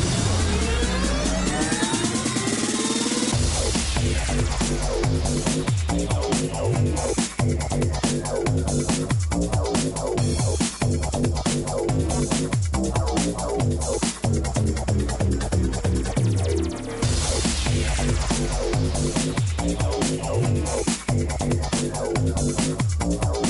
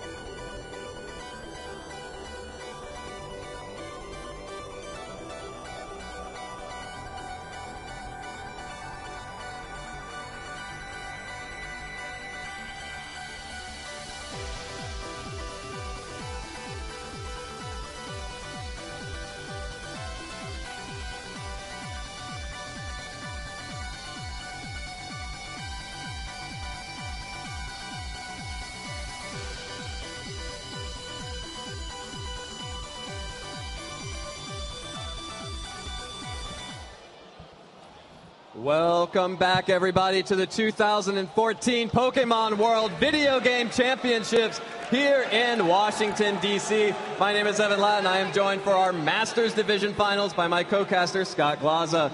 We just crowned our senior world champion, Nikolai Zielinski, in an amazing 2-game set. And now, the main event, we're here to crown the Masters World Champion.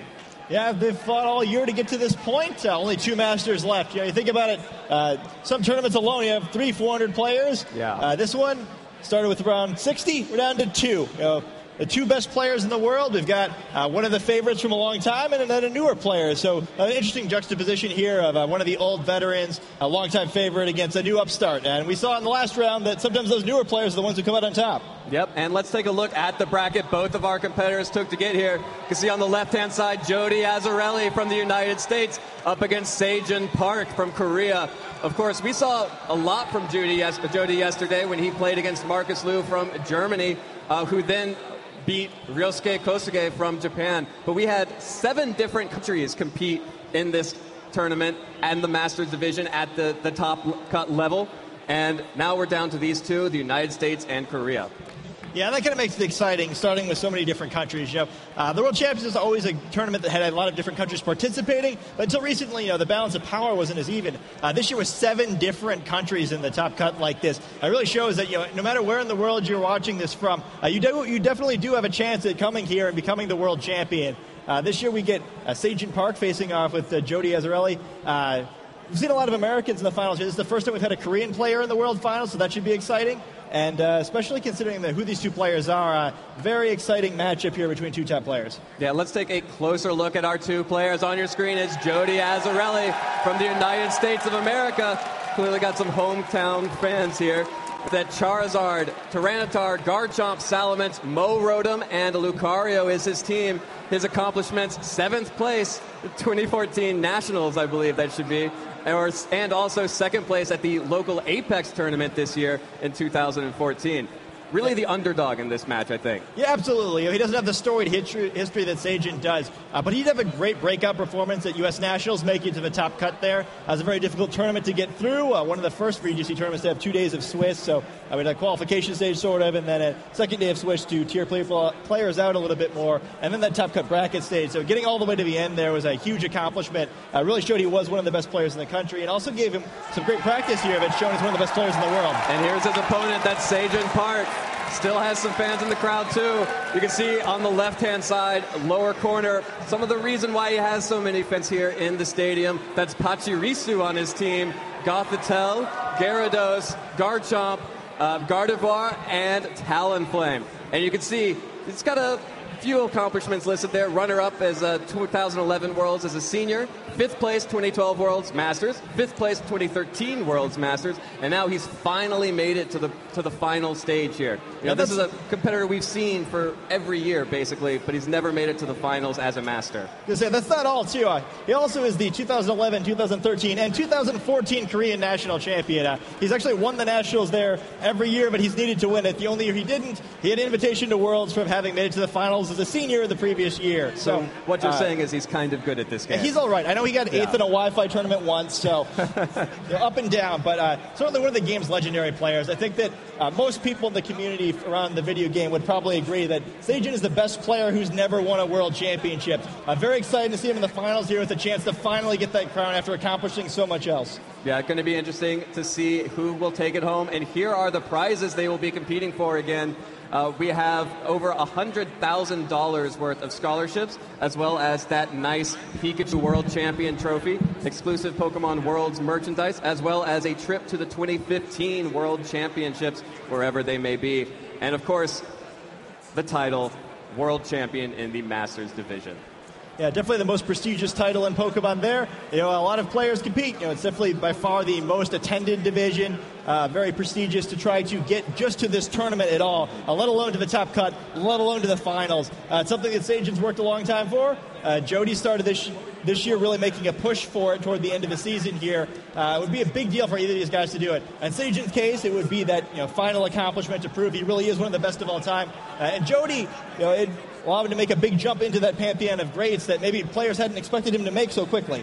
Yeah, we'll have to see who's going to be able to come out on top. It really takes a little special something to get that final push over to become the champion. And we're going to hear right now from someone who knows a little bit about that, 2013 world champion, Arash Ahmadi.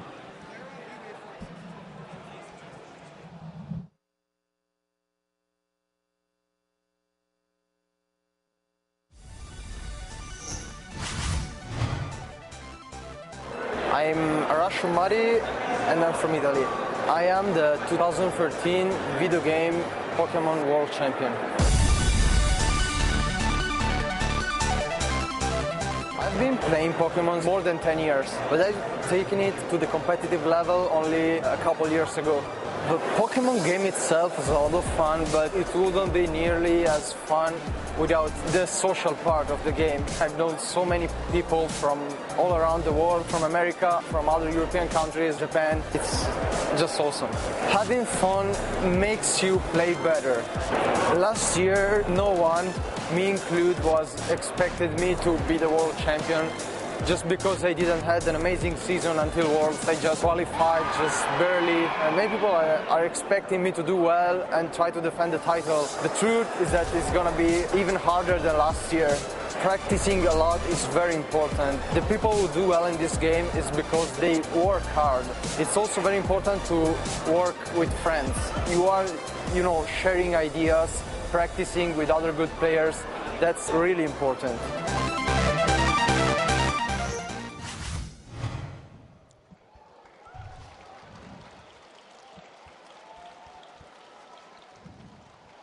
Yeah, Arash is 100% correct. This year was even harder than ever to do well at the World Championships. And here we have two of the best players. You can't even argue it anymore. The two best players in the world right now, Jody Azarelli and Seijun Park.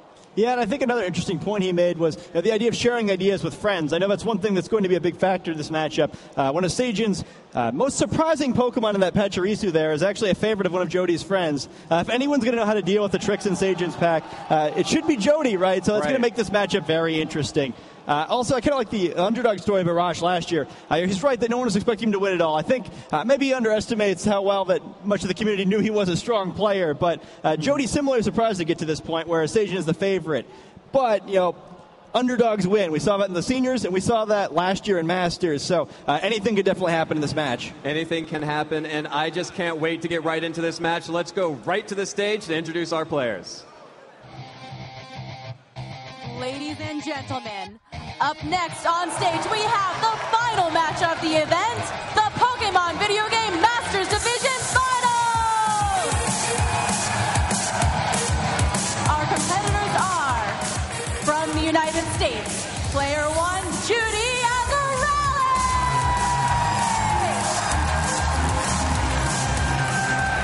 Versus player 2, from Korea, Seijun Park!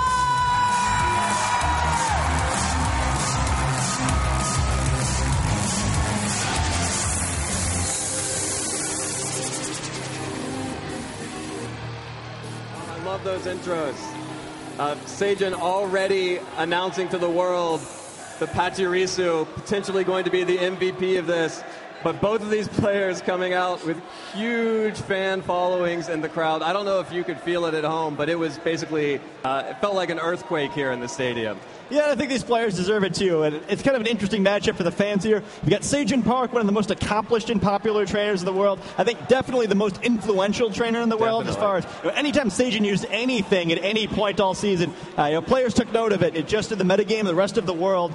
So someone who has a huge following here, but he definitely deserves. On the other hand, you've got Jody here. Everyone loves the underdog story. And as the American here playing in the capital of the United States here, Washington, D.C., certainly expect that a lot of the home crowd will be on his side. Yeah, definitely going to be interesting to see if Jody can ride that momentum over Seijun Park. We sort of touched on this at the beginning, but Seijun definitely considered the favorite coming in here, right? Yeah, I think so. I mean, the Pachirisu falling over there may be an ominous things to come. But ominous early warning. I think Seijun's definitely the favorite here, though. I mean, he's certainly got the experience. It's hard to argue against him here. And I think that's some of the fun of this matchup.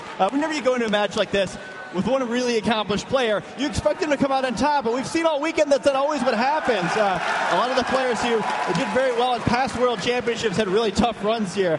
Both the previous World Champions were eliminated pretty quickly here, so just because he's the favorite doesn't mean he'll come out on top. However, I do think that there's a reason most of the community would say he's the most deserving player who's never won a World Championship before. It'd be a very tough opponent for Jody to kind of try to come on top of here.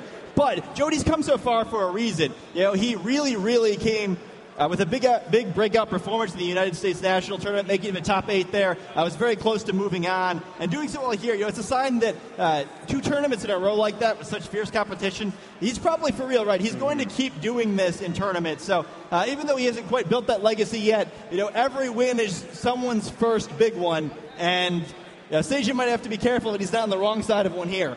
Yeah, I mean, sometimes Pokemon's all about momentum and when you get hot. And if Jody has just started getting hot at Nationals and he's carried it through to Worlds, that's the exact right time to do so.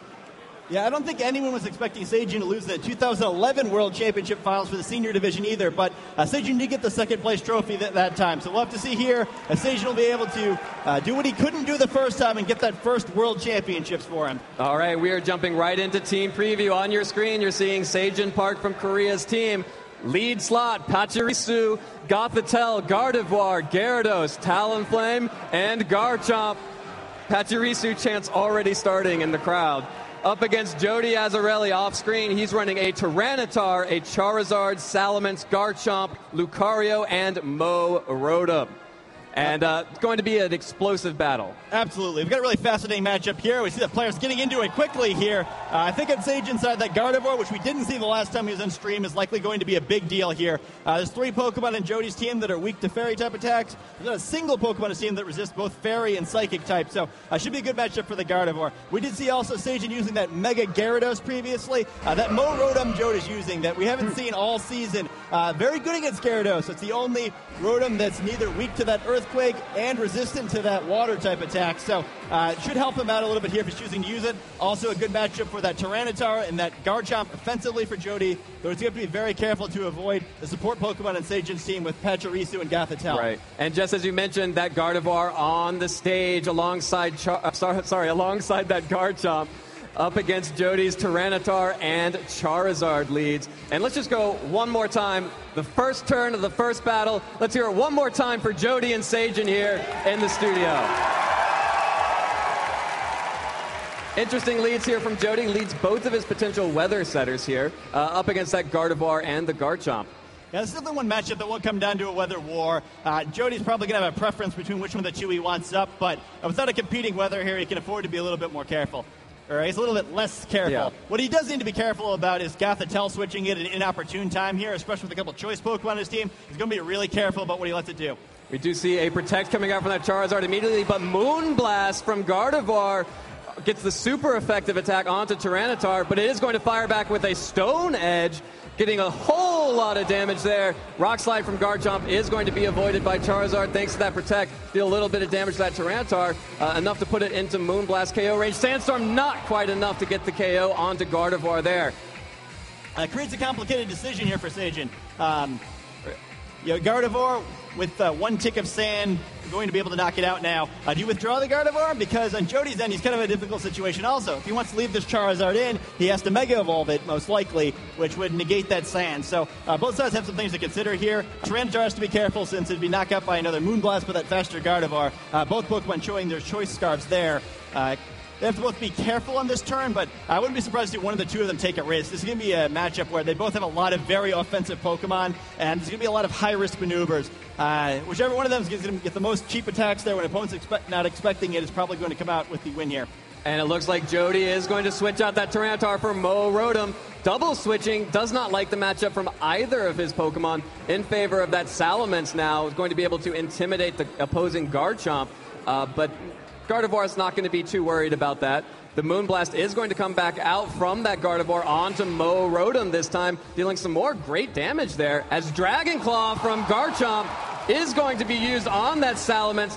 The berry is going to help and deal just a very little bit amount of damage there thanks to that Happen Berry. And the stand is going to be able to get the KO on Gardevoir right there at the end. So Jody Azzarelli taking the first Pokemon knockout. Seijin choosing to make a sacrifice there. Likely he expected that to happen there, judging by the way he played out that turn. We just see the Citrus Berry activating for Rotom there, healing up there to get Jody in a little better board position there with higher health Pokemon in both of his slots. He does get the early lead there, which is a big deal. I think removing that Gardevoir is a big deal. I mentioned previously that there are a lot of Pokemon on his side of the field that are weak to Moonblast. He's brought at least 2 of them, so he really doesn't want to have to deal with that for long periods of time. I think that letting it go so early is dangerous unless Sage's got a great plan here for how he wants to deal with the situation without it, because if he was able to get 3 or 4 Moonblasts off, it's very likely Sage would win the game there. So huge start for Jody to get rid of it. Yeah, and we do see the Pachirisu on the field, and the crowd goes crazy as soon as Pachirisu makes it out. Interesting choice to bring in. Pachirisu is a very disruptive Pokemon. Of course, able to abuse that Follow Me ability to redirect any attacks towards it, and a bevy of other support options as well. Yeah, the Follow Me here is an interesting option. In this matchup, it's not going to be able to do too much with its Volt Absorb, but it will be a little frustrating against Rotom if it's out against Gyarados later. Well, it won't be able to use that Thunderbolt in fear of just healing the Pachirisu. And Salamence does not want to stay on the field, scared away from that Pachirisu. Switches out for Tyranitar. That Follow Me is going to come out from the Pachirisu. We will see the Rock Slide from Garchomp. Tyranitar avoids it, but will be able to connect with Rotom to deal some damage there. Very bulky Rotom, as you can see, and Leaf Storm coming out onto Pachirisu. The poor little squirrel only takes about 50% from that and eats its Citrus Berry to heal right back up, while Rotom has lost a lot of special attack and a lot of offensive power from it. Yeah, it's impressive how bulky that little Pachirisu is. You look at it just out there as a little tiny squirrel thing. You don't really expect it to be very bulky, but it takes almost nothing from that Leaf Storm. You have to exaggerate. You can't exaggerate, rather, how powerful that is. You know, it's the same power as a Draco Meteor and just nothing, you know. Rotom definitely not as powerful, especially as some of the dragons, as far as putting those attacks out. But, you know, the metagame lives in fear of overheat from Rotom's brother, Rotom Heat. It's the same base power. And we do see Garchomp's going to protect, letting Pachirisu do everything. Oh, the correct prediction there. The nuzzle from Pachirisu. Going to be able to get the damage and paralysis onto that Tyranitar. That Scarf Tyranitar is now worthless. Now it's paralyzed. Huge protects coming out from Seijin, blocking both the Ice Punch and the Will-O-Wisp and getting the paralysis on that Scarf Tyranitar. Yeah, excellent play there. You probably noticed the Cherish Ball previously, knowing that the Tyranitar is from that promotion. Only way you can get Ice Punch. So also notice there's no egg moves on this Tyranitar, so he gets some useful information there. And also makes a fantastic play by slowing it down. Usually gets the knockout on Garchomp with Ice Punch. There's a chance it survives with some defensive investment, but not an issue there. Now Garchomp going to be able to deal with this Tyranitar as it normally would. Rotom not too threatening out in the field now with that reduced special attack from using Leaf Storm. So better position now for Seijin to be in. And Pachirisu is going to redirect all targets. I'm pretty sure Jody would want to get that off the field right now anyway. As we do see Garchomp's Dragon Claw is going to attack that Rotom, and Will-O-Wisp redirected away from Garchomp onto Pachirisu, now burnt. Will be taking that burn damage every turn in addition to some more turns of sand as Ice Punch comes through from Tyranitar, still dealing almost no damage. And fortunately for Seijin, that Sandstorm is going to subside this turn so that we don't have to worry about any additional chip damage. Yeah, Pachirisu now has to at least be attacked once more, or it'll survive 2 more turns after that burn damage, but likely going to Follow Me and go down anyway. Garchomp probably needs to try to get a knockout on this turn. Doesn't necessarily need to get both of the enemy Pokemon since it can get another one on the next turn after the protection from the Follow Me, but Sage is going to need to start picking up Pokemon here. There's a lot of weakened Pokemon on Jody's side, but he does need to start evening out the Pokemon score. Even with a bunch of weakened Pokemon, playing from 2-4 down is going to be pretty tough. However, Garchomp still has a full health here. We still have a full health Pokemon in the back. So Sage is definitely setting up to make a comeback here. He's trying to win the late game, not necessarily just on Pokemon score. And it looks like Seijin's going to protect his Garchomp, sending out Talonflame as Protect comes out from Pachirisu. Going to try and keep that Pachirisu on the field. Leaf Storm into the Protect. Ice Punch into that Talonflame. That's some good damage onto Talonflame. And the freeze! The Ice Punch gets the freeze onto Talonflame. It's stuck in mid-air. Can't do anything.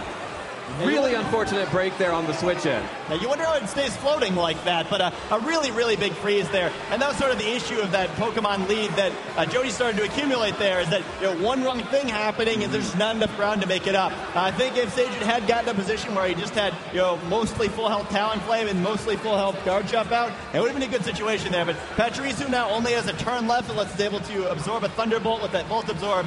And Talonflame is... the thaw as Overheat comes out from Talonflame. Sajin is not playing around. Overheat gets the KO onto the Mo Rotom, Mo problems. It faints and goes back to Jody's trainer. Tyranitar is still out though. You see the Life Orb from Talonflame as Super Fang from Pachirisu. Not dealing quite that much, but the paralysis. Tyranitar fully paralyzed. Sajin was not happy about that turn of freeze, and Pachirisu finally faints thanks to the burn. Yeah, Pachirisu certainly did his job, though. It's gotten Sajin into a very manageable position now. Even though he's facing a decent Pokemon deficit here, he does have a bunch of damage on most of Jody's Pokemon, so it's not impossible he can come back from this one. However, he does still have that Salamence in the back. That Intimidate will be a big problem for both of these Pokemon, but the combination of Brave Bird and Rock Slide is still going to do a lot of damage to Charizard here if Sajin chooses to go that route. Even though Jody looks like he has the lead there, I don't know if he really likes this position. He's going to have to cut this very, very close to come out with a win. Of course, you have to be careful with that Talonflame too, because it deals just as much damage to itself as it does to you. We do see Salamence switching in right now, going to get that Intimidate off onto both the Garchomp and the Talonflame. Going to be huge coming up as both of those physical attackers are going to want to abuse their physical moves. Charizard going to go ahead and Mega Evolve into Mega Charizard Y, going to summon the Drought, going to bring the Sun and strengthen the attack of all the fire moves on the side. Of course, Talonflame probably not going to want to be using that anymore, but Brave Bird will come out from Talonflame using that ability to make it priority. It's going to deal a lot of damage to Charizard, a little bit over half. Hits the recoil damage and the Life Orb damage, and the Rock Slide is going to connect with both Charizard and the Salamence. Is it going to be enough? Gets the KO on Charizard. Salamence still around, but Charizard going down for free. Pretty big deal. Yeah, I think Sajin should be able to take this one. And that Super Fang in the last turn by Pachirisu there, it seemed like it was so irrelevant, only doing 17 damage there. I don't know if it's actually going to end up being so. With that extra damage there, you're going to feel very safe that even intimidated, Talonflame can finish off this Tyranitar if it needs to. We've already seen that the Salamence has the Hobbenberry, not a Choice Scarf, so Garchomp should be able to finish it off. And we see the forfeit. Yeah, Jody going ahead and forfeiting, and Sajin Park takes game one of this best-of-3 set. Let's hear it for Sajin, everybody. Huge win for Sajin. You always want to take that first game in a series. It just, all the control is in his favor now. Yeah, it's going to be a really overwhelming situation for Jody to try to deal with now. Not only are you in the finals of the World Championships, but against the player considered by many people to be the best in the world, you have to win 2 games in a row. Yeah. Very great game by Sajin there. It's not just that he won, but the way he won. He really understood what he needed to do there. He planned out the game so that he would be able to win in the end. It didn't matter if he fell down behind early as far as Pokemon remaining. It just mattered if he could close out the game. I think a lot of times players will get a little too involved with the trading each turn. We're just trying to win through tactics. Like, I'm going to win this turn. I'm going to outsmart my opponent. I'm going to get this knockout. But the long-term plan isn't there. We really see that from Sajin, where even though he seemed like he was losing most of the game, he ended up in a situation where he won the game cleanly because he always kept the end of the game in the mind, not just the beginning. Yeah, definitely strong play from Sajin. We are going to go right into game 2. Sajin on the top of your screen, Jody on the bottom. Salamence and Lucario going to be the leads for Jody this time, as Sajin's going to go ahead and throw out that Garchomp and Gardevoir once again. So Jody switching up the leads a little bit, and Sajin just decided to go with what works. Yeah, I love Jody's switch up here. We saw the Mega Charizard throughout all of Jody's previously streamed matches. However, this Lucario can go both ways, it looks like. It does have Lucario Knight, so it's capable of Mega Evolution, and we see it here. Yeah, Mega Lucario making its first appearance on the stream here. Going to go ahead and Mega Evolve, get a lot of additional power on the field for Jody. And Bullet Punch coming up from Mega Lucario onto Gardevoir. Not quite enough for the one-hit KO. Dazzling Gleam, the choice from Gardevoir. Super effective damage on Salamence, and the Earthquake not affecting Salamence or Gardevoir thanks to that telepathy, but will be able to get the damage onto Lucario. Is it going to be enough? Is Mega going down? The Mega goes down. Turn 1 for Jody. A huge gambit from him did not pay off, but Rock Tomb from Salamence going to hit that guard jump and slow it down just a little bit. Yeah, excellent play there on Sajan's end. I don't know if he trained his Pokemon with that Lucario bullet punch in mind, but I think that was one of Jody's main tricks in this matchup, the ability to use that Mega Lucario, which hadn't been seen before, and try to get a quick knockout of that Gardevoir. Once again, we see it very low in range of Sandstorm damage, but this time the damage looks like it may have been done. Garchomp still in great position to try to do some damage here. Dragon Claw and Salamence or Earthquake and Tyranitar would do some very serious damage. Tyranitar is going to have to lock into a move here, which will help out Sajin significantly, planning out the rest of the game here. Getting one more knockout, even if it's not on Tyranitar, would prevent it from switching moves again, creating a much more winnable endgame situation for Sajin. Jody is going to protect that Salamence, does not want to let this Dazzling Gleam get the KO there. Going to deal no damage to that Salamence, but super effective damage onto Tyranitar. Rock Slide is the choice from Jody. That's the play. Going to pick up the KO onto Gardevoir, get some damage onto Garchomp. Hope for a flinch here. Could be a huge for Jody. The Earthquake is going to go through. No flinches. Earthquake onto Tyranitar. Super effective hit. Is it going to be enough? No! Survives with just 12 HP. Salamence taking some Sandstorm damage, but a good KO, a KO that Jody needed. Yeah, he does get some progress here. No longer has to worry about that Dazzling Gleam, which should easily knock out both of those Pokemon, but he gave up a lot to get it. Tyranitar on the verge of being knocked out now. Salamence also very low. Garchomp to easily knock out either of these Pokemon now that Tyranitar is locked into that Rock Slide. We did see Jody come back from a seemingly unwinnable situation during his top 4 match with that Rock Slide Tyranitar, getting some key critical hits and flinches. He might need that again here. Garchomp alone is creating a lot of threat right now. We haven't even seen 2 of Sajin's Pokemon yet. Yeah, and it looks like it's going to be Pachirisu. Pachirisu on the field, capable of redirecting any attack from Salamence now that Garchomp's slower thanks to that Rock Tomb. So it's a great play from Sajin to bring that back out. Yeah, it can definitely help out a whole bunch here. A quick follow me prevents Salamence from creating any real threat here. And Garchomp comes as his pickup, which Pokemon it wants to try to knock out. Jody likely going to need to switch one of the 2 here, but the other one's going to be in a lot of danger. He's kind of got to hope that Sajin guesses wrong about which of the 2 that he switches out. There's also the threat, too, of a Super Fang here, but we do see the follow me. Yeah, follow me coming out from Pachirisu. Jody keeping both in. Rock Slide coming out from Tyranitar. Going to have to hope for a flinch onto that Garchomp. It looks like we do see some small damage on both. Draco Meteor from Jody onto that Pachirisu. Probably originally targeted for that Garchomp. Will connect, will deal some good damage, but we've already seen not enough. That Pachirisu is so bulky. If that Mo Rotom's Leaf Storm wasn't proof enough, it just tanked a Salamence Draco Meteor and no flinch. So Rock Slide does come out from Garchomp. That should be a double KO. No! 2 HP from Salamence, but fortunately, we'll have to see, will the Sand stick around? Yes, one more turn of Sand does pick up the KO on Salamence. So double KO for Sajin that turn. This game, he does get the Pokemon lead. A big 3-1 advantage now. He still has his redirection available with Pachirisu here, so hard to imagine anything Jody can do here. I never thought I'd see the day where Pachirisu was a world champion, but it looks like we're on the verge of it here. Yeah, and it looks like Mo Rotom is going to be Jody's last hope to keep the world safe from world champion Pachirisu. But up against the Garchomp and the Pachirisu. Pachirisu, of course, could take one for the team, use that follow me to redirect any attacks from Mo Rotom. But instead, Pachirisu is not going to do any of that. It's going right on the offensive. Super Fang going to take away half of Mo Rotom's health. Dragon Claw right back after a critical hit! A critical hit, and Sajin Park takes down Mo Rotom. And Sajin Park is your 2014 Pokemon World Video Game Champion in the Masters Division. The crowd is on their feet. Let's hear it for Sajin, everybody.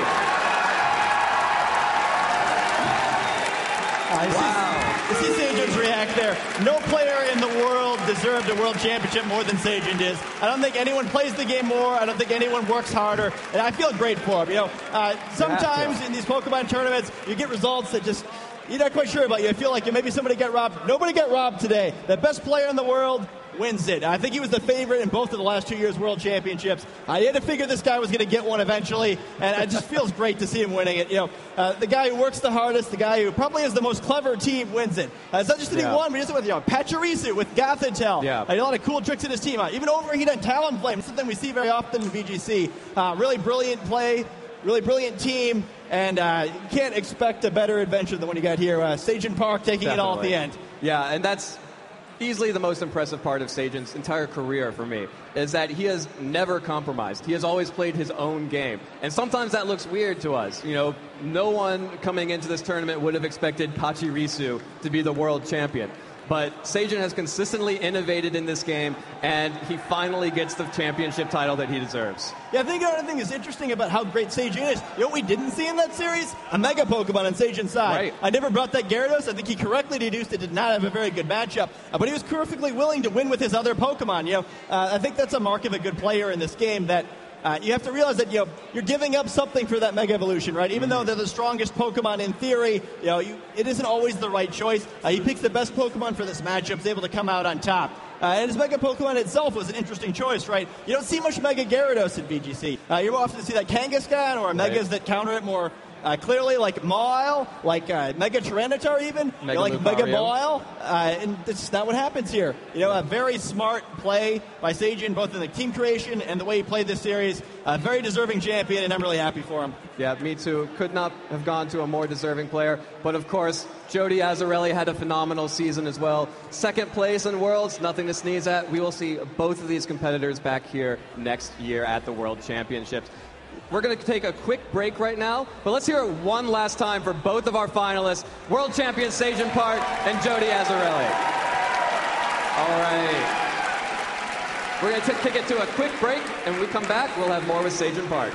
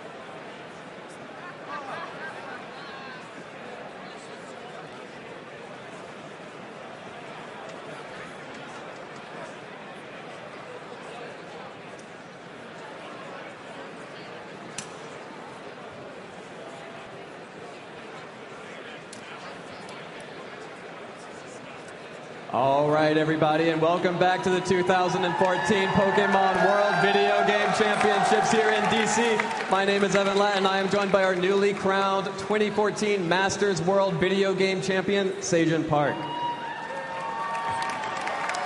First of all, Seijin, congratulations. Thank you. It's been a very long time coming. You've had some great placements in past tournaments, but you finally took it home this time. How does it feel to finally take home a championship? 지금까지 4번 그 월드 챔피언십에 오면서 항상 탑컷에서 그리고 근데 우승은 못했거든요 지금. So he so far won he's played 4 times, but he never won the championship. So. 탑컷을 했는데 우승을 못했는데. He was on top cut, but he couldn't win. Yeah. 좀 항상 아쉬웠어요. 근데 이번에 드디어 제가 꿈에 그리던 세계 우승을 하게 돼가지고 정말 기쁩니다. And he's really happy to win the championship finally that he's been dreaming of. Yeah. Well, as I said last time, this is what we do. We make dreams come true. But Seijin, one of the things that has gotten you so many international fans, you can see there's a crowd that's been building up around this interview station here, is your sort of unique Pokemon choices. And this year you came into the tournament, last year you came in with Magmar, this time Pachirisu, taking home the World Championship. Why did you choose Pachirisu? 파치리스는 그 칼로스 도감에서 적은 수를 가진 그 날따름, Follow Me, 사용자이기도 한데 제가 원래 메가게라도스를 So Pachirisu uses Follow Me. 메가게라도스를 쓰려고 했어요. 근데 그 뽀록나를 같이 쓰려고 했는데 사람들이 뽀록나에 대한 너무 대책이 너무 완벽히 돼 있어가지고 뽀록나를 포기하고 파치리스를 썼는데 굉장히 결과가 좋았습니다. So he was going to Mega Gyarados, but everyone was ready for the skill. What's the name of the skill again? 그 이름이 뽀록나가 영어로 뭐죠? Among Us. Everyone was ready for Among Us, so he's not going to use Mega Gyarados, and he gave up on it, and then he chose Pachirisu instead. Great. Part of what's made you so popular is that you just have your own unique play style. Scott and I talked about this a little bit, but you got here not by conforming, but you got here by playing your own game. Why do you think your play style is so different from sort of the rest of the world? 전 굉장히 그 포켓몬을 좋아해가지고 많은 포켓몬이 어떻게 사용할 수 있을지 그런 것도 좀 눈여겨보고 있고. Okay, so he really loves Pokemon. So he's been looking at many Pokemons, and he's been studying how all these different types of Pokemons can be used. 그리고 이 전략을 짤 때 무슨 포켓몬이 가장 이 전략에 맞을지 그런 거를 다 하나하나 따져보다 보면은 이렇게 특이한 잘 안 쓰는 포켓몬이 나올 때도 있는 거예요. And by figuring out how all these different types of Pokemon can be used and planning out all these different types of strategies, then he can finally find out this very special Pokemon and put it into use at the best time. So. That's a great answer. Everyone now, you've already gotten your championship now. You've maybe had a little bit more hunger coming into this year. Now that you've finally gotten your own championship, are you ready to repeat and win again next year? Of course. Great. And last question here, and I'll let you get back to your friends and family, but is there anyone that you want to thank that particularly helped you get here? 저를 응원해주신 모든 전 세계 포켓몬 팬 여러분들이 제일 감사를 드리고 싶습니다. First of all, he would like to thank all of the fans in the world, and that's the first place that he'd like to send thanks to everyone, all the fans in the world. Many of whom are right here. 또 다른 사람들 있나요? 그리고 한국에서 기다리고 있는 저희 친구들. And he'd like to thank his friends in Korea who are waiting for him. Great. Well, we'll get you back to them as soon as possible. And I can't wait to see you here again next year at the World Championships. Seijin, congratulations again. Let's hear it one more time for Seijin Park, everybody. All right. Thanks so much for that, Seijin. And we will be right back with more action from Washington, D.C. and the Pokemon World Championships.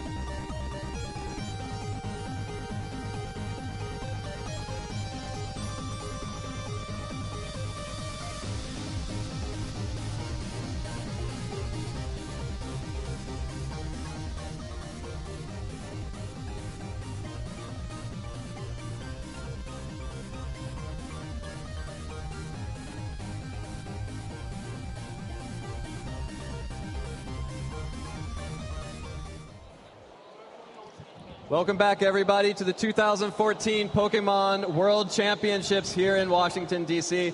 You're probably sick of hearing it, but my name is Evan Latt, and this is Scott Glaza alongside of me. What an incredible weekend. I mean, holy moly, this was so much fun and so exciting. Yeah, I mean, it's great every year, but this has to be one of the most exciting events ever. And it's not even just the tournament, right? You know, like hundreds and thousands of people come here just to hang out, just to enjoy, you know, the spectacle of everything, to watch the matches, to enjoy being around their fellow Pokemon fans. And we got some amazing matches out of this, both in the trading card game and in the video game. I think that we have to be excited about the matches we just saw, and they've been great all weekend. You know, even the players who didn't make it this far, you know, players played for 2 days straight here. Yeah. To prove that they were the best in the world. And even the players who didn't make it to the very end, certainly among the best players in the world, right? Just qualifying for this tournament is a huge deal. Very exciting time for everyone. And I think everyone's going to make a lot of great memories this weekend. Yeah, so we're about to wrap up here at the Caster's Desk, but before we do, let's take a quick look at everyone who has won a champion, everyone whose name now gets engraved on that Hall of Fame for Pokemon here. We can see Haruto Kobayashi, Trent Orndorff, and Andrew Estrada, who took home championships in the trading card game, and Kota Yamamoto, Nikolai Zelinsky, and Seijin Park, who took home championships here in the VGC side event. Yeah, it was really impressive victories by all of them. I'm sure they'll all remember this weekend for the rest of their lives, and they'll all be back next year, all of them winning that trip back here. So we'll see if any of them can defend the titles. Yep, and from me, from Scott, from all of the other casters, Dwi Ha, Justin Flynn, Kyle Susevich, Dylan Mayo, Josue Rojano, and Joshua Wittenkeller, thank you so much for watching on Twitch here in the studio. Thanks for everything. We're going to show you some quick videos from the weekend, so all of you people at home can take a look at what it was like to be here in the studio, and then we'll be back with the closing ceremonies.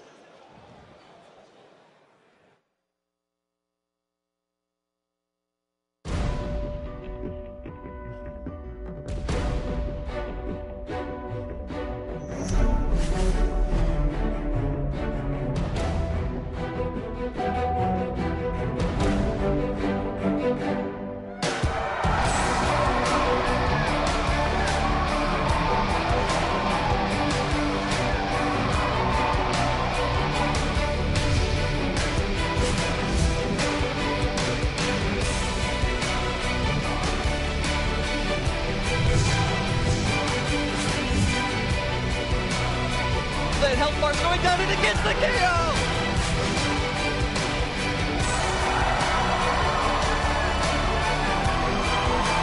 Oh, there it is.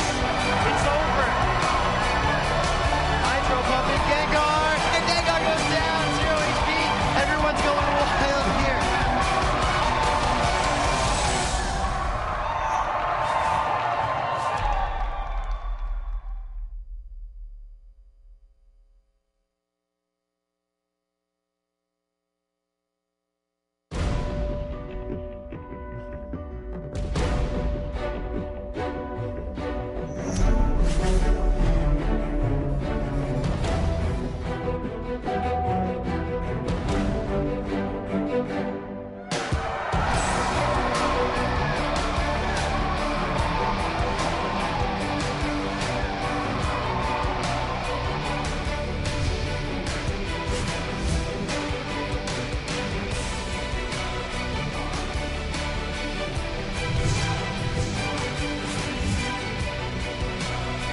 The health bar's going down and it gets the KO!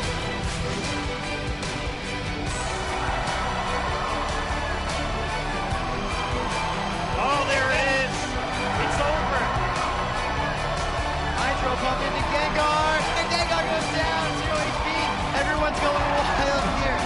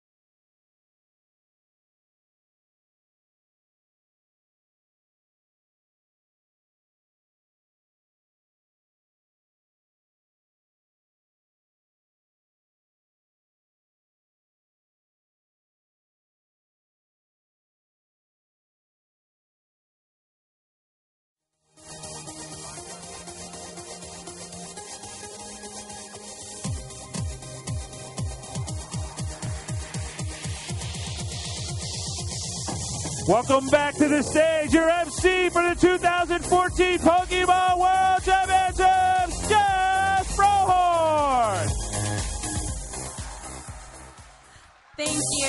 Thank you. Good evening and welcome to the 2014 Pokemon World Championships closing ceremonies. It's been a great weekend in DC. Pokemon fans know how to have an amazing time. And to all the competitors, you all should be incredibly proud, not only for earning an invitation to Worlds, but for how you've represented yourself along the way. Leaving a Pokemon World Champion is amazing, but the pride that each of you bring to your family, your friends, and your country is an even greater accomplishment. Let's hear it for all our Pokemon World Championships competitors!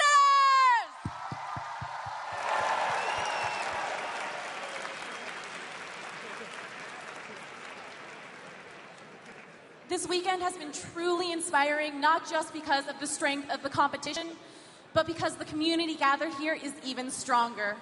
You're all from all over the world and from different cultures, but you're joined together by a common bond that is Pokemon. Check this video out.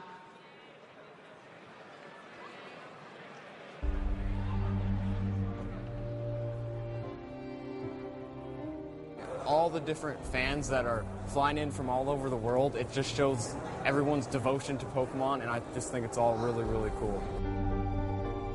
It's kind of exciting to meet with those people and just kind of battle with them and chill with them, and it's a place that gathers all the Pokemon trainers together. It's pretty exciting.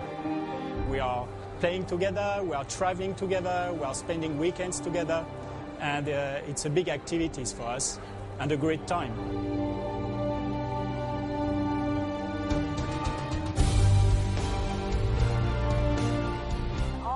Different volunteers every year and the staff members. We work as a team, we work together. The translators are great. It is definitely a team that we're working with. I just love how it's like this awesome extreme rock, paper, scissors of luck and skill. But whether I win or not, I get to hang out with a bunch of really cool people and then meet people who I either haven't seen in years or have never even met before.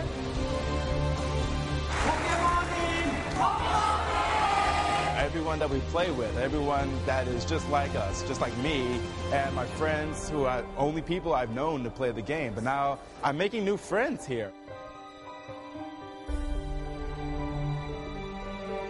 Passing the knowledge from old generation to the newer generation, it's a great thing to see. I'm a giant Pokemon fan, and to be honest with you, just being here is amazing. You get to meet so many awesome people, play the games, make a ton of new friends. It's great. I can't describe it any other way. It's an experience that I wouldn't give up for anything. I just want to see it keep growing even further.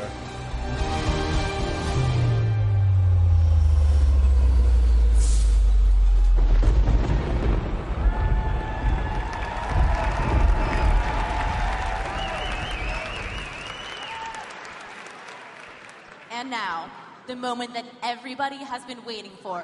The awards presentation for the 2014 Pokemon World Championships!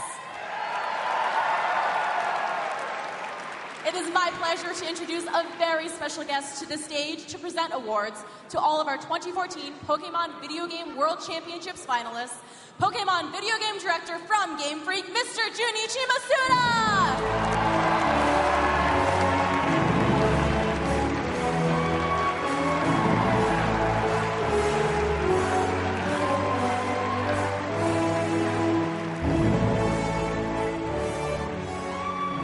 Thank you, Mr. Masuda, for being with us today.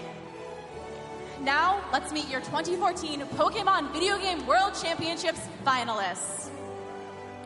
The Junior Division runner-up from the United States, London Swan!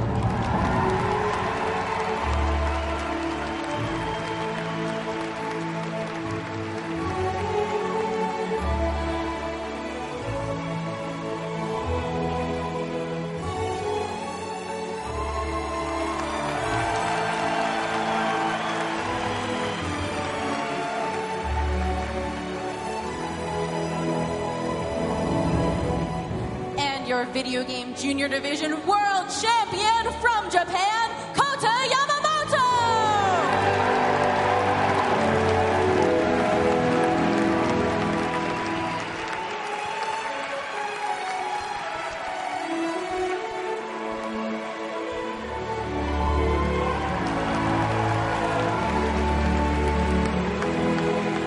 The senior division runner-up from UK, Mark McQuillan.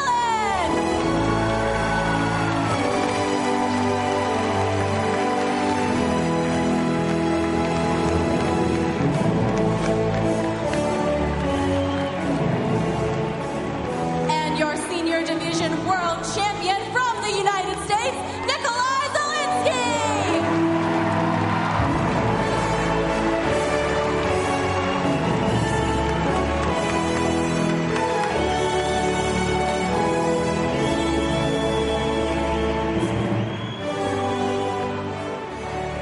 The Masters Division runner-up from the United States, Judy Azzarelli.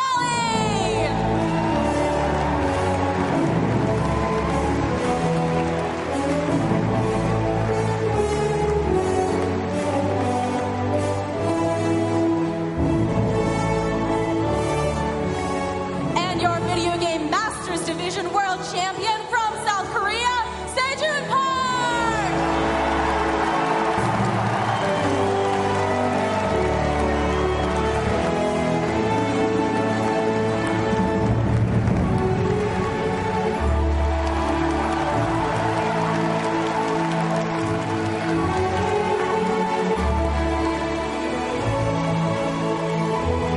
Congratulations to all of the 2014 Pokemon Video Game World Championships finalists!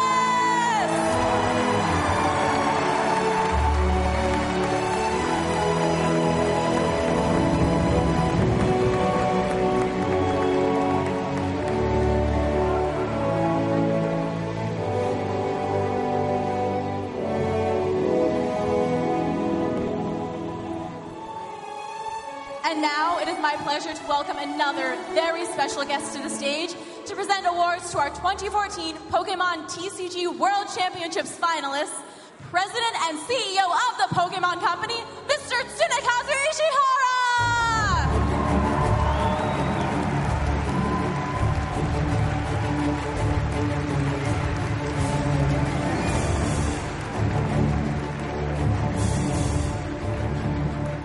Now, let's meet your 2014 Pokemon TCG World Championships finalists!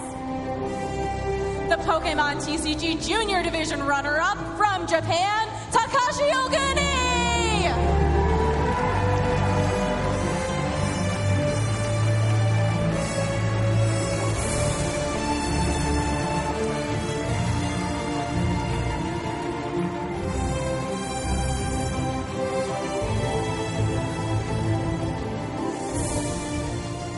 And your 2014 TCG Junior Division World Champion from Japan, Haruto Kobayashi!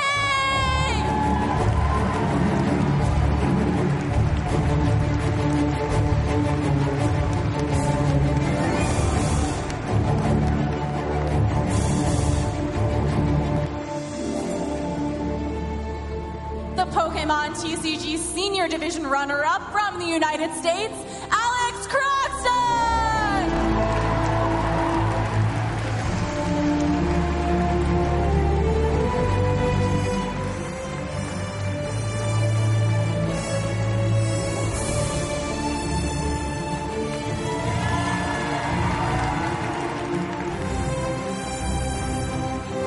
And your Pokemon World 2014 Pokemon TCG Senior Division World Champion from the United States, Trent Ondor!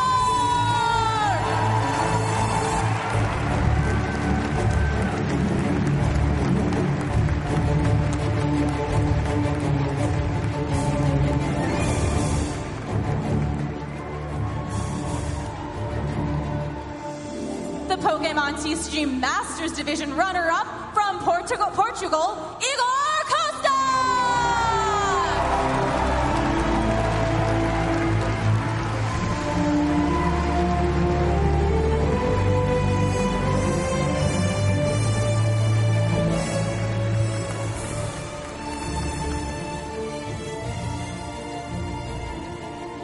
And your 2014 Pokemon TCG Masters Division World Champion from Canada, Andrew Estrada!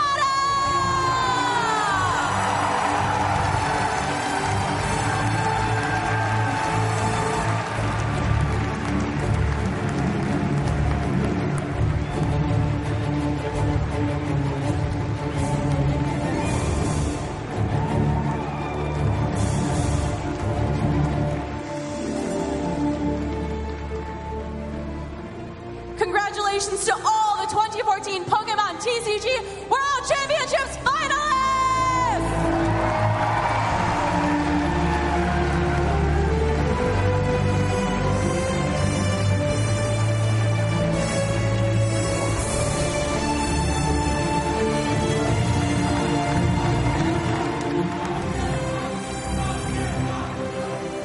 Now, let's have all of our 2014 Pokemon World Championships finalists back on stage for one more well-deserved round of applause!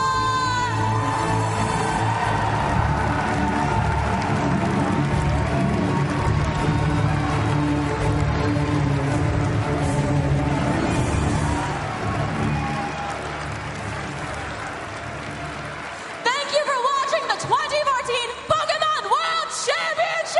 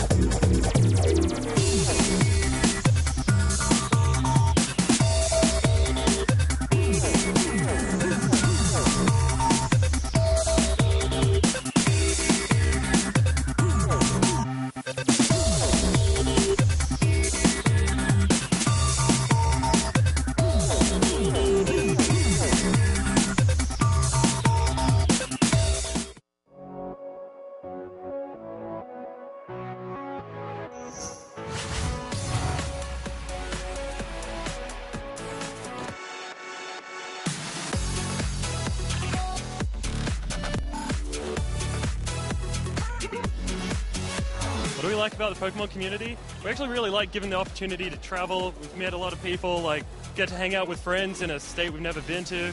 It's just been full of opportunities for us so far. Yeah, it's just there's such a sense of community, even though there is like a competitive. The thing about the community is that you see them all around, so even if you're just going to like Pokemon League or you go to like different cities or state tournaments, you always see familiar faces, and it's nice to know that other people love the same things you do.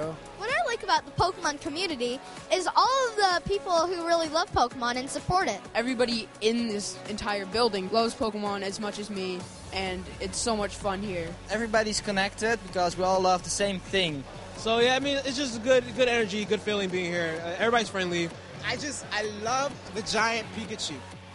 I love the community. I do. Come on, hug. Let's hug. See, we love the Pokemon community. Pokemon rock. Here at Pokemon, we love each other.